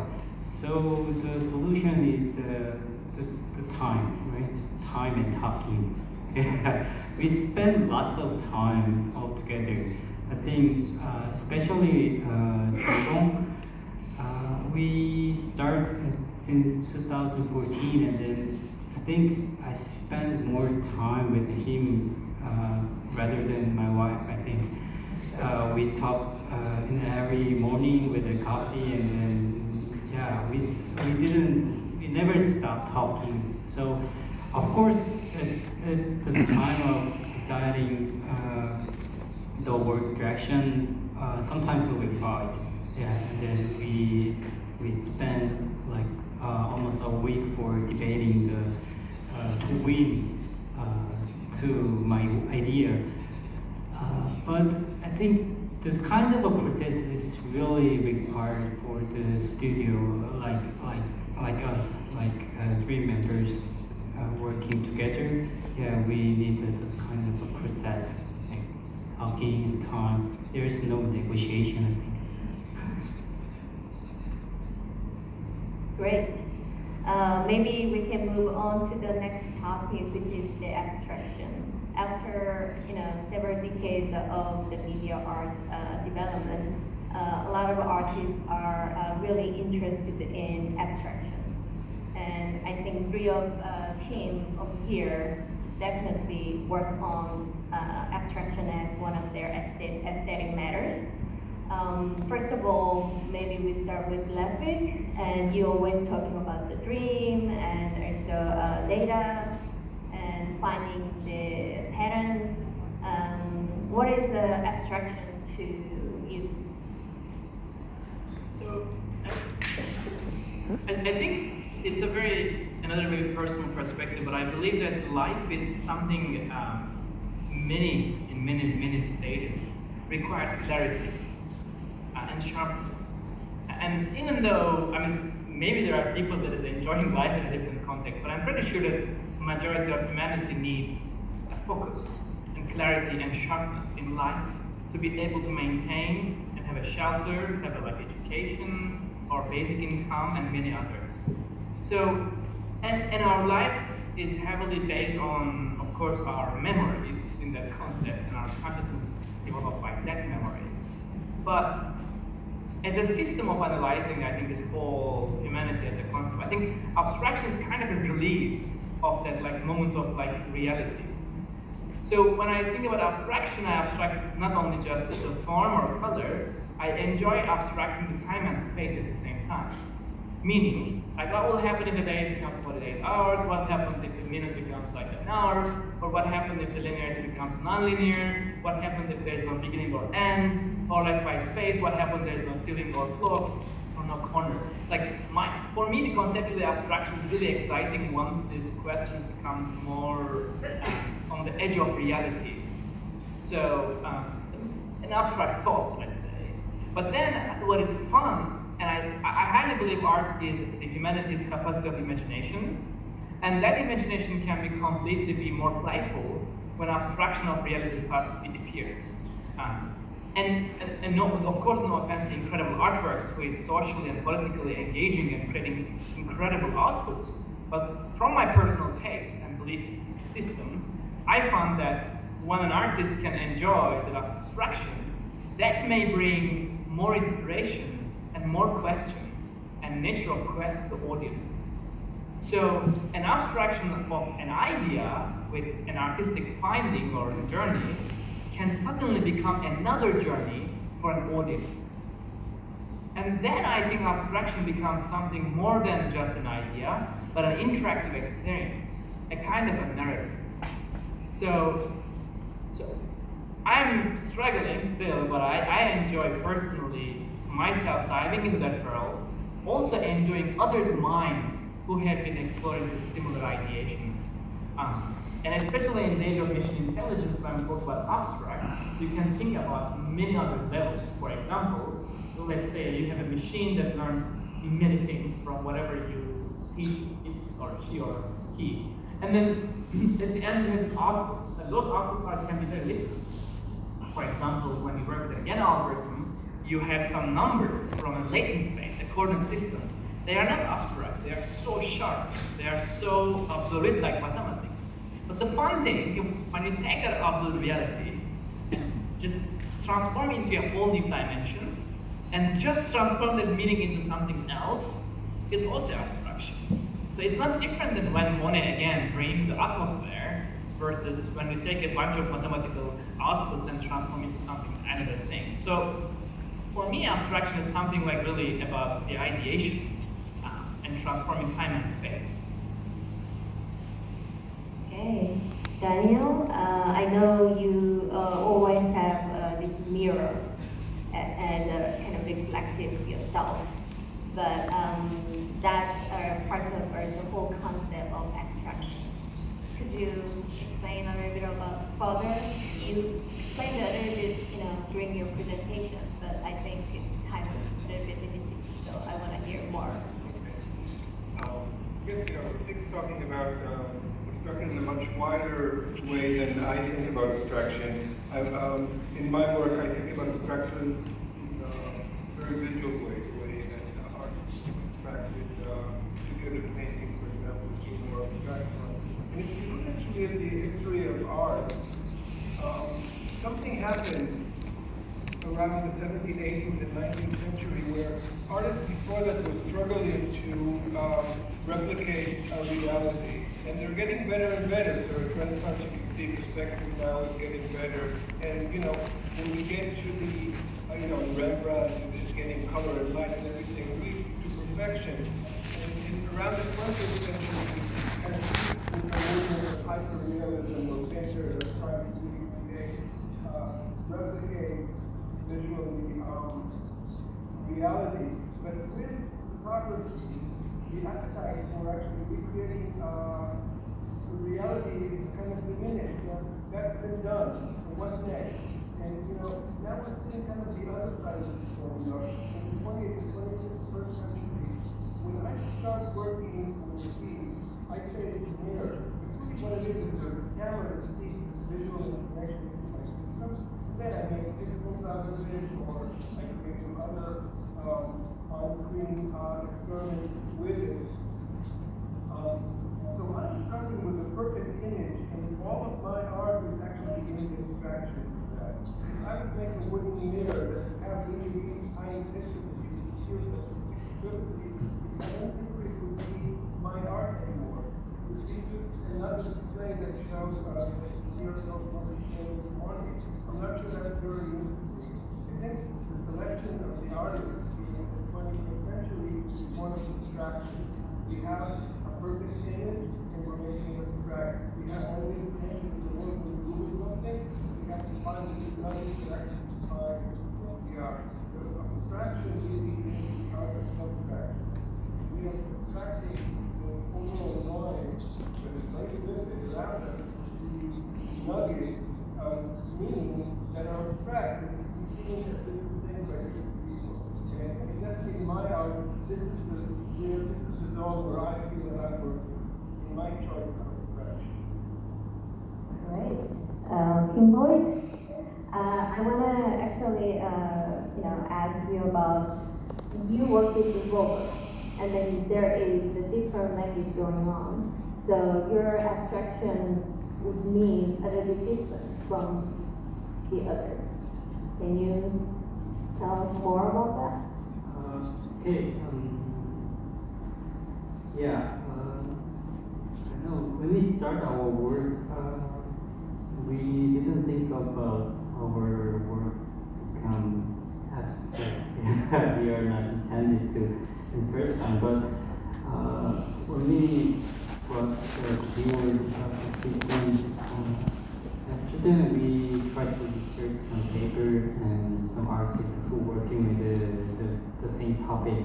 And we found that at the end of the 20th century, there are lots of artists who treat the system as their material, such as solid.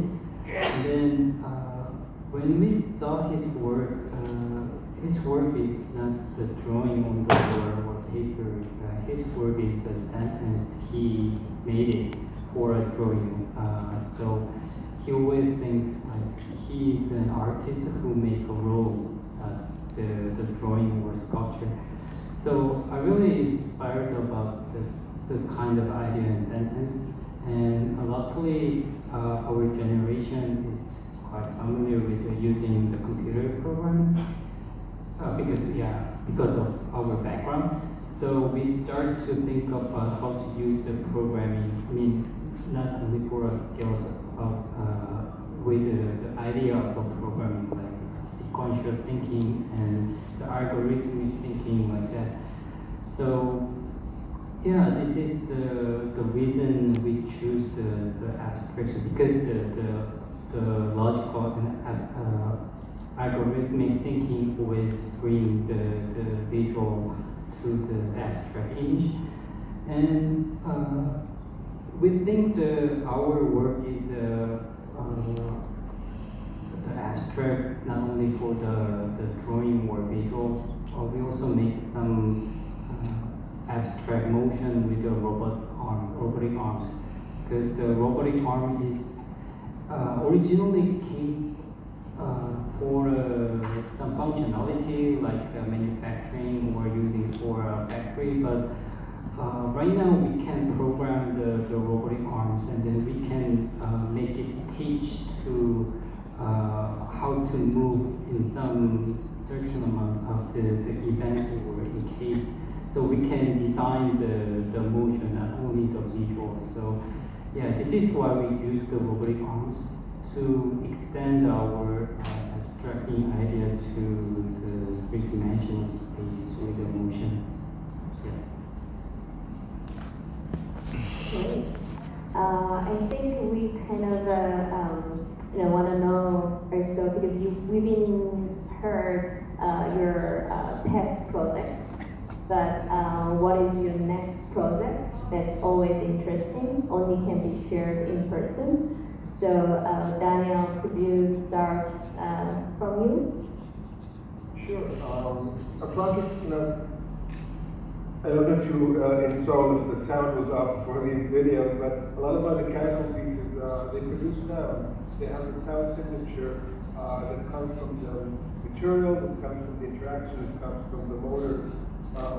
And my wife is a composer, and we are working together on a collaboration where she will compose music performed by plus one of my pieces as an instrument. The percussionist will be live in front of the piece and produce sound with it. So for me, that's kind of opening up a whole new sense that my art was always very visual and tactile, and the sound was a byproduct. And now I'm kind of thinking about that byproduct as something that has a life of itself. Wow, we cannot wait until to see it. So Rafi, I know you've been also working with a lot of city projects. We just met in one of the city 2 weeks ago. Yeah, we were like in the city where the rodeo was there. So would you explain a little bit about the project? Yes, so there are many exciting projects that are allowing us to explore the archives and the memories of the city. So Fort Worth is one of the cities, and then we are trying to like find hopefully millions of data points that this represents the history of the city, and also augmenting the cultural beacon of the city by the memories of machine intelligence. Also working with NASA GPL, a fantastic challenge that we are learning how to use the machine memories that have been like exploring the humanity's next unknown in a lobby experiment, like trajectories of those machines. And then many other exciting installations that are most likely to be utilizing similar ideas. And we are finally using a 3D printing in a large scale for steel Portland with a hookup and a large scale robots. It's very challenging, to be honest. I enjoy the virtual world more than the physical world, but I wish I knew in the beginning. I think that reminds me of when I visited Daniel's studio. I was so amazed by he was doing from the beginning to the end by himself. Respect. There is no assistant, which was my first surprise. And second of all, there was small, workshop space with this small grinding machine. So he made all these little pieces and even welding and everything by himself. Wow. So it's like touched by his hand. Tim Boyd, it's your time. What is working on? It's really hard, yeah. As you can see from my presentation, we have 3 different categories, and this year we sketched some 3 different ideas of our work. So for the module, I think we're gonna explore some opposite way compared with the previous work. Previous work is almost like a unit and the relationship between the modules, but this time we want to make a more variety of the rules. I mean, they will be a separated system, but they have a same amount of limitation like space or the number of the motors or number of the lights like that. So how to make more variety in the same limitation like that. So we just start to sketch, and then for a process topic, I think we're gonna use more advanced technology like AI or robotics or some more advanced one to make a sequence between input to output. We just sketched like 2 days ago, so yeah, I'm gonna start, of course. And then for a robot, I don't know. I think personally I want to make some factory, manufacturing lines, because right now we have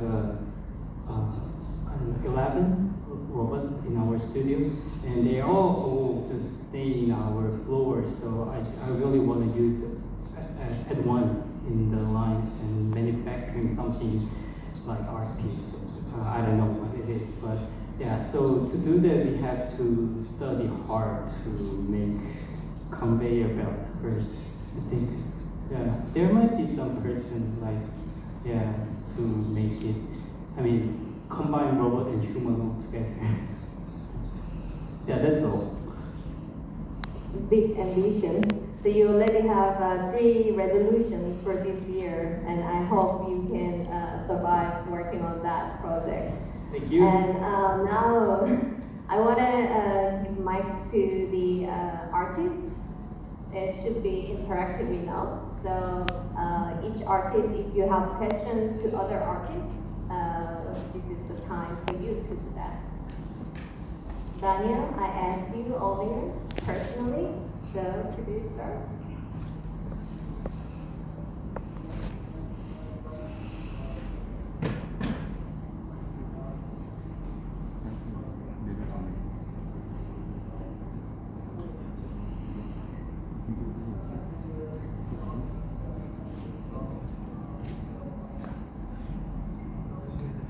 Sorry.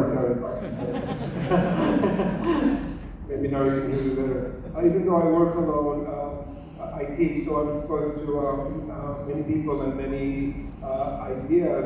It's always interesting for me in an evening like this to hear 5 people talk about the same idea.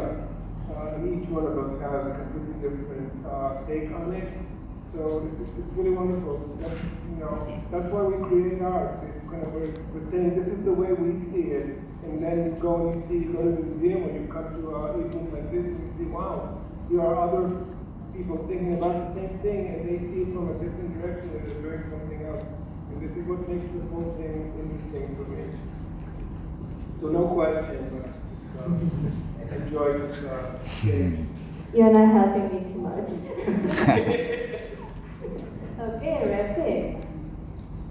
So I think I also don't have a question, but I have respect for both Daniel and the team Void as well. First of all, Jay is a wonderful colleague. So we have been like not sleeping, just working together at DMA at UCLA. So it was a very, I learned coding from Jay, to be honest. He was teaching processing over like late nights. But also like as Daniel's like how he his body of work is really inspiring from many perspectives, from a practical to like conceptual. But I really enjoy that, as Daniel said, like this idea of like we are all different maybe generations or from different cultures, but at the end like the imagination is what unites all of us, and I just enjoyed it a lot and really respectfully enjoyed being here and there's a opportunity to share together. Team Boy, do you have any questions to artists? I don't know. I mean, the Daniel, when I studied the media art in the first time, I studied with Daniel's work actually. We researched a lot, and then that is one of the dream, like speaking with Daniel or watching his piece. And 2 years ago, I watched your piece in person, and it was really amazing moment to see the Golden Mirror in Montreal. So really thankful having this kind of a chance. Yeah, we really happy at that time. And then Rafi, I have a little question about you. I mean, yeah, we studied together, and 5 years ago, like it's really hard to install the video artwork in public space, right? Yeah, but right now you had a lot of experience in all around the world installing your video piece in the public space as an art piece. Is there any changing you think compared with the 5 years and right now? I mean, it's a really beautiful challenge because honestly, the technology that required to be able to like paint a massive building is seriously a massive production. It's pretty much like for a short amount of time, for public space, for free for everyone in a moment to activate an architecture is really challenging. I think in the last 5 years what has been changed is first of all the institutions become more brave, I can say. People are more trusting in like these activations and allowing people to come together. Especially for Los Angeles, for example, there is no any other event in the entire city that people could really go and explore an idea in this scale. Or in Seoul, in the building, like there was no other experience like that. So they are very heavy, they're very responsibly heavy, but also very rewarding. And the massive change, I guess, is in between the years is I guess like trusting public space. And I think people were not really dreaming to imagine an entire building as a campus. Like, of course, it was been done many times in many scales, in many different aspects, but I don't think this scale for a quick and short time was not that available. It's like Olympics, like you work so much for a year for a couple of minutes, and that couple of minutes is where the idea like exposes to the public. So it's really the big change, I think, trust of those institutions to the medium. And there are many incredible other artists who have been exploring this idea. And I think public art will allow more and more, hopefully allowing to other artists and anyone to really push this boundary. Great answer. Yes. Do you have more questions? Yes, I have one question, it's really practical one, but yeah, Daniel, you walk alone and we are three, and the repeat, maybe you have about 10 members, right?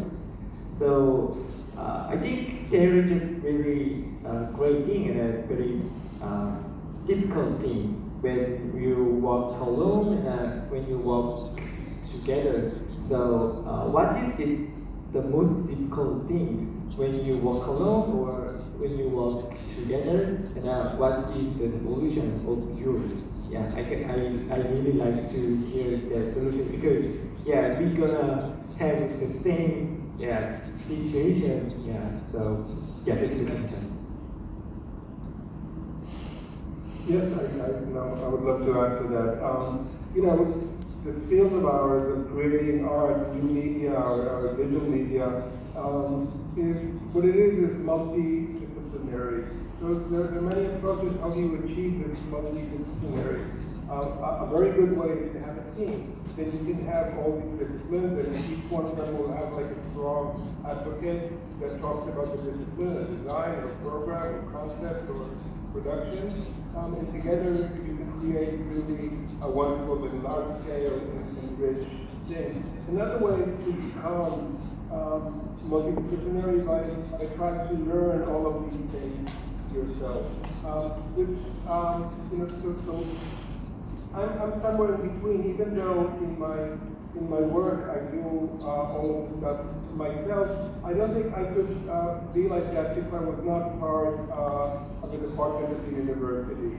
I don't think you could just sit on your own, alone in the studio and work, and still, you have to be part of a bigger community, and you have to be also, of course, knowledgeable about the new things that are coming, and be able to throw your ideas and get feedback from others. And for me, that community is with the university. And I think you find actually that many artists in this field of ours are affiliated with institutions such as universities in order to get that kind of feedback. So, yeah, that's my take on that. And I definitely agree with Daniel. Like I was still teaching last 5 years, and hopefully as long as possible. For me, I think in the beginning, in my very early years, I was alone for almost 3.5, 4 years, and I saw many barriers personally, like not from my knowledge, from my experience, and also like what I found is I think I was more inspired from cinema, and cinema is like something that you need a team, a crew, that you really enjoy the journey of that ideation. I mean, at the end, we are artists and we have dreams and we are trying to make them real, right? And the journey between dreams and real is the process. So some dreams requires more resources, and some requires its own a Zen mode of meditation. So I definitely work alone a lot to meditate and really do things. But as a team, what I found is I always imagine that once these ideas are really big and deep, the question is how to bring that to surface. And this journey really cannot be done from my perspective alone. And I think my cognitive capacity is really where I found my edge of cognitive capacity. And then I found that like once you're a team, like a machine, an organic machine, and when you think and imagine at the same time with your own tools, there is this amazing serendipity happens. And that's what I'm enjoying right now. And proudly saying, like having a 12th language in the studio and cultural artifacts of anyone's past and memories, and really using this all together is just something that really have a divine meaning in it. So it's not like just boring looking for a code or just like some technical aspects. It's truly imagining together, or at least writing that game, let's say. So I find it more. I think they're like a social creatures. I think we are going to be together and imagine together and enjoy it again together. And that's what I found more deeper there, I guess. I think this is the time to go back to the basic questions. Why you started working, as an artist using technology? Because always you have to learn new things. There's always new challenges. Of course, contemporary artists is not the technology will have the same problem, but in our world, so-called technology art, there is always tremendous information and new things coming up, so we have to really be aware whether you're not using it or not. So, could you start from Daniel? I'm not sure how to answer that. I can only answer it for myself. The question, why does my self-expression have to involve such a complex system of software and hardware and building stuff in the studio and programming and shipping it and going to places and installing it? Why can't I take a picture? And when I look back again, I think it's one that is referenced 2 times a day. When I look at masters of painting, I'm so envious of them and so inspired. By any art form, probably that's the art form that I'm most inspired by, that and science. And I have no talent. If I could paint a picture, I would be the happiest person alive. But for me, my creativity apparently requires this very weird intersection of technology and software and building stuff and materials. And when all of these things come together, that's when I feel I want to express. So it's a very personal thing. I think for all, again, when you talk to all the artists that here and I think all artists ever, art is a need. It's an itch that you need to scratch. But for each one of us, the itch is different. It has to be scratched in a different way. I think the 4 of us, 5 of us here talking tonight, our itch is very particular. It requires very particular tools to scratch.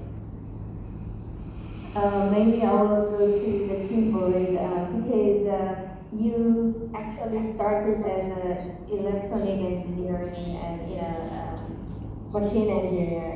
Then you decide to be an artist. So that's more natural, to bring the technology as a part of your practice. But I'm sure you have a speech purpose.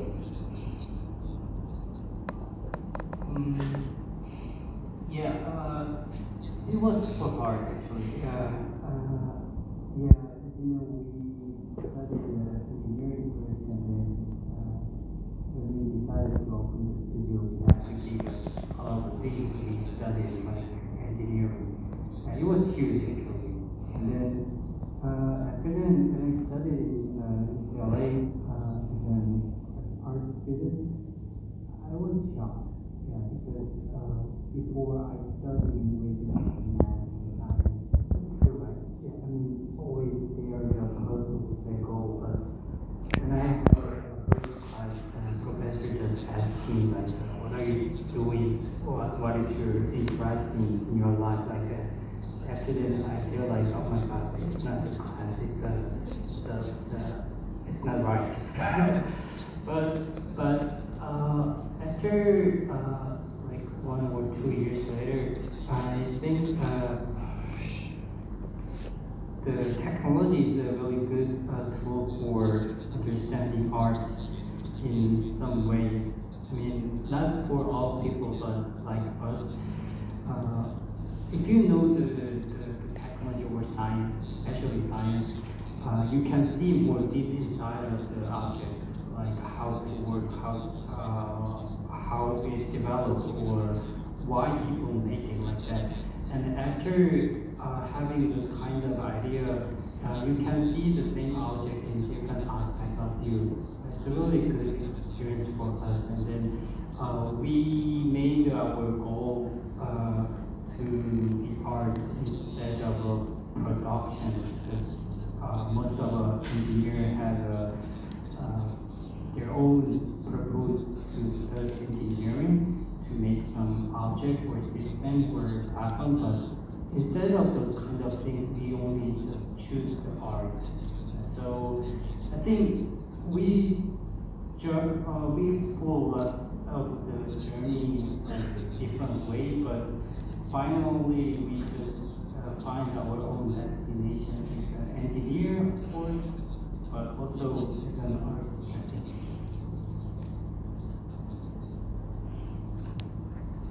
Okay. Rafi? So I think it's a very funny personal story, but the morning of the movie, the Blade Runner I watched when I was 8 years old, my mother in the morning apparently witnessed something very weird. And she literally 2 days later brought me to a psychiatrist and then psychologist. The problem is she thought is I was looking at the walls and the windows so long, and probably like imagining so long that she really concerned. And then the doctor said like it's normal, it's imagination. It's just like just looking for thinking. And I think like the funny thing is when something inspires and how it can affect a human's life is really strong thing. And I found that a single moment in life can really make someone's life completely different. So from there, I think what I found is narratives and the stories are really belonging to near future are where I found more inspiring things. So I think learning to learn and then like understanding how these inspirations can change humanity to scientific moments really foster all these like reasons behind technology, I believe. I started like almost 10 years ago using a software called BBB, and then that software like now like this visual programming language, but really there's just this moment of like whatever you imagine you have this chance of creating it, turn into an obsession in a beautiful way. And I think what is also powerful is when we imagine, when we like dream new feature or like is like just I mean honestly imagination, like looking at a wall and just why not this wall is not thinking or remembering or dreaming eventually becomes a quest of technology, I think. The things doesn't exist but may exist idea.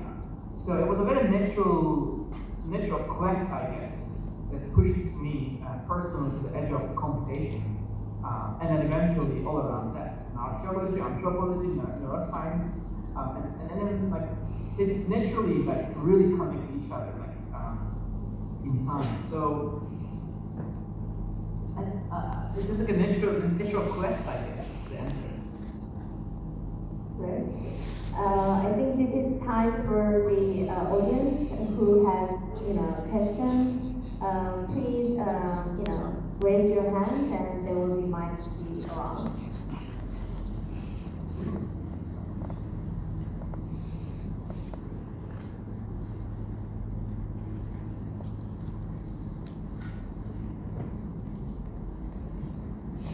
I think first question will come soon. 질문에 앞서서 유익한 강연 들려주셔서 대단히 감사합니다. 저는 한 가지 질문을 드리고 싶은데요. 앞으로 예술가 기술의 독특한 콘텐츠는 어떤 식으로 진행이 될 것인지 아티스트들의 생각이 궁금합니다. So thank you very much for the wonderful lecture, and I have a question. The technology and art will be combined as time goes by, and how it's going to evolve in the future. And I'd like to listen to your opinion, how it's going to evolve, and how the combination between the two will evolve in the future.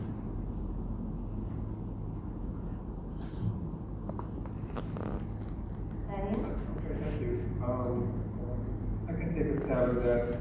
I think, when we talk about art and technology, it might be interesting to think about it also in terms of art and science, to kind of expand technology to science. The separation between art and science is not something that has always been. If we look back in history, especially in times of Renaissance, the same people were doing art and were doing science. It was one and the same. The same kind of exploration was done to create novel processes and to create novel pieces of art. So I think it's really a very, very natural combination. I think over the centuries leading to today, what has happened is art has still stayed, I think, a pretty general purpose thing, while science and technology has become very specialized. You really have to be an expert in order to do anything in technology and in science. And I think maybe now with new tools and maybe also with machine learning, you don't have to have all the knowledge yourself. Maybe the process itself could be helpful for you. So maybe we can see again a consolidation of art and sciences, maybe like we saw in the time of Renaissance. That'd be wonderful. I'm not sure that that's the future, but I would like for it to be the future. Rafi, are you ready? Yeah, I definitely agree with Daniel, and also I think, we are also on the edge of quantum computing and DNA and genes becoming more unfolded, and there are very incredible breakthroughs coming up in space. It's just I think we are maybe a lucky generation who we are alive and witnessing the transformation from physical to virtual world. So we have a massive capacity of understanding things. And I think it's biologically or chemically or scientifically, the enhancement in humanity will be exciting and inspiring. And I think what will be also very a massive change is computation will eventually become much accessible and affordable. And also as fast as possible that our tools every day we are using will be incredibly fast and deeper. So I think technology is a mirror for humanity at the end, right? So it's our artifacts. So I'm not sure how much we will be surprised, but I know that there will be a massive leap in every single moment, from AI to quantum computing and most likely space as a whole. Research. So I have a lot of positive hope that we have the chance to make where we live better, and also where we may live better. The last answer from Team Boyd. Yes, I think we are totally agree with Daniel talking. And then, it's not first time to use art and technology in our field. I think if you see some 19th century or 20th century art, you can find a lot of reference and example in artists who working with their own technology or kind of a new technology for their art.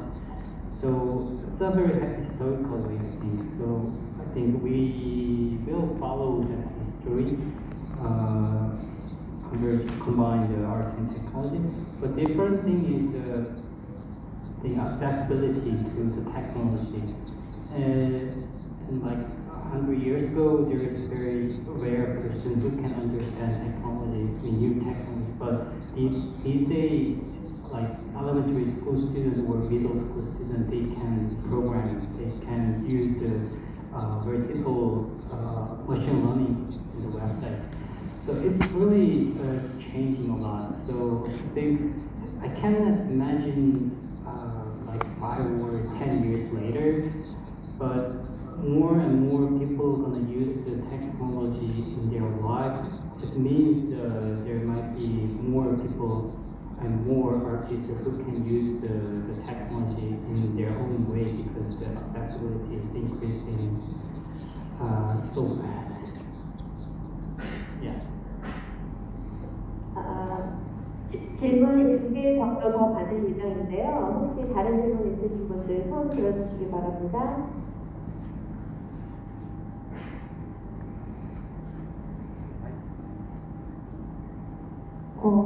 너무 재밌는 그 이야기 잘 들었는데요. 제가 다니엘과 팀보이에게 같은 질문을 드리고 싶고 레픽에게 또 다른 질문을 드리고 싶은데요. 일단 다니엘과 팀보이에게는 그 인터랙티브 아트에서는 결국에는 굉장히 중요한 조각이 그 이제 작품을 보는 관객, 청중이라는 생각이 들어요. 그리고 청중이 인간이라고 상정을 하시지 않을까라는 생각을 하거든요. 고양이나 아니면 그 개나 뭐 아니면 로봇을 상정하는 건 아닐 텐데, 그래서 그 이제 청중이 그 두 분의 작품에서 어떤 의미를 갖고 있는지가 좀 궁금하고요. 레픽에게는 저도 이 블레이드 러너를 굉장히 좋아하는 영화인데 그 영화에서 보면 미디어에서 굉장히 저한테 말을 시키는 느낌이었어요. 그래서 그 레픽이 하는 작업에서 그 작품을 보는 그 관객이 어떤 말을 던지는 건지 어떤 메시지를 주고 싶은 건지가 조금 궁금했거든요. 그거에 대한 답변을 좀 부탁드립니다. So I have two different questions, one for Daniel and Tim Boyd and the other for Lafik. First of all, I'd like to ask Daniel and Tim Boyd. So when it comes to interactive art, I think the audience or the viewers are the important element or important piece to your art. And I think you consider that the audience is human, not cat or dog or robot. So what do they mean to you? What do these audience mean to you? So that's my question for Daniel and Tim Boyd.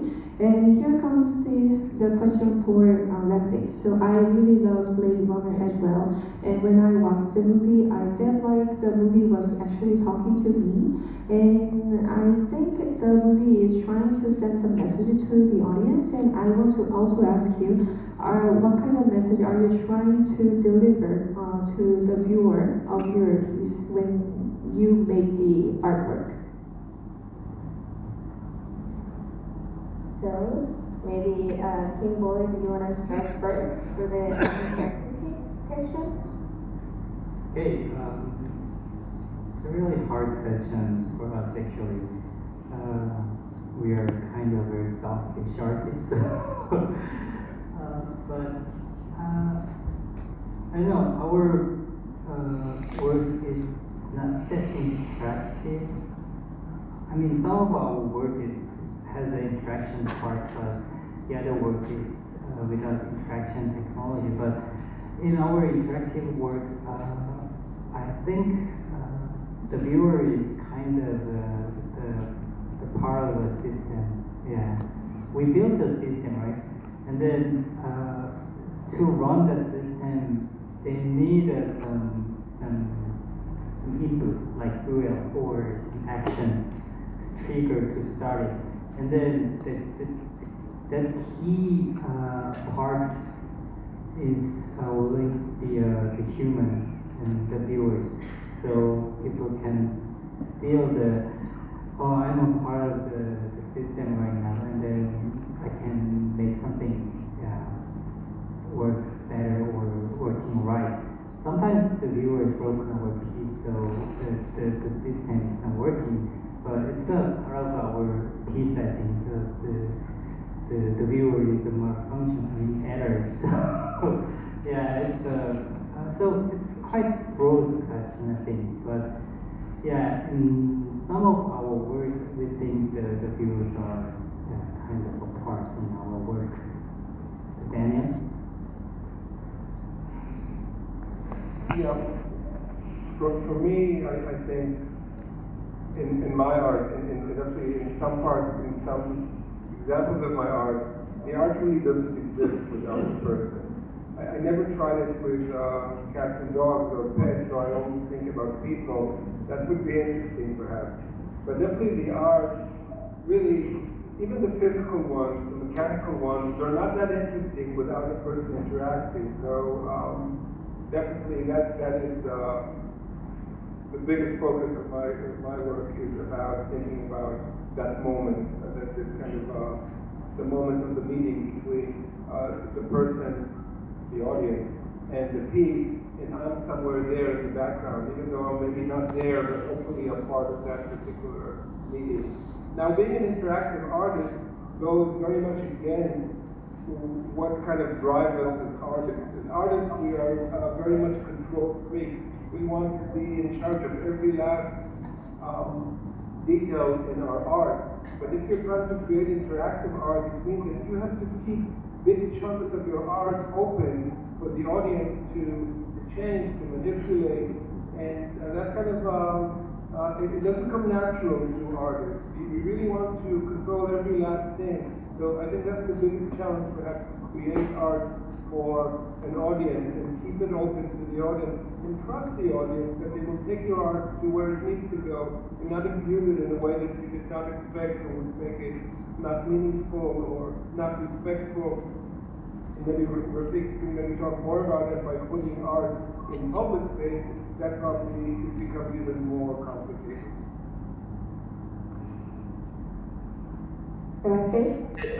Definitely, like so for the question about Blade Runner, so from my childish point of view, I think I was really inspired probably from the depiction of Los Angeles, which is not my new home, which is subliminally the movie I think just made me a new home. Already I was aware, like that city, that flying car next to the media facade, that's like the dusk and this like overly populated or mist in there is just then everything was I think very inspiring. But I think what was truly the message for me is the finding human in non-human, because I think the replicant is like eventually in the storyline is where we were like get confessed about the reality, but there is still an ambiguity about the two characters, right? They have this capacity of reproduction and a desire of love and other like very humanly aspects. And I think that what really touch is our very humanly behaviors and how epically and poetically they describe. I think that's what I understand from the movie that truly inspired me for a lifetime. Great. 이제 오늘 지금 벌써 뉴욕은 새벽 2시 가까이 되고 있는데요. 아무래도 여기서 오늘 새 팀의 작가분들과는 인사를 나눠야 될 것 같습니다. Could you wave to the audience? So this is the time to close. Oh, bye bye. Bye bye. 네, 그럼 오늘 여러분들 방송 여기서 마치고요. 역시 여기서 물러가도록 하겠습니다. 그럼 무대로 오준현 교수님은 다시 모시도록 하겠습니다. 감사합니다.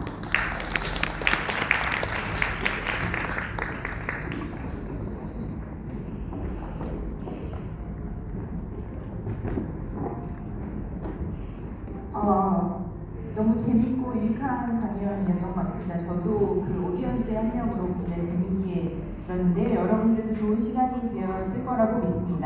아트앤 디지털테크 컨퍼런스 쇼케이스 사업을 통해 새로운 지식과 다양한 분야 그리고 더 넓은 시야의 예술을 본 것 같습니다. 다시 한번 최두 큐레이터와 세 분의 아티스트 그리고 한국의 스태프진과 컬처브 뉴욕, 컬처브 LA 스태프들께 박수 한번 부탁드립니다.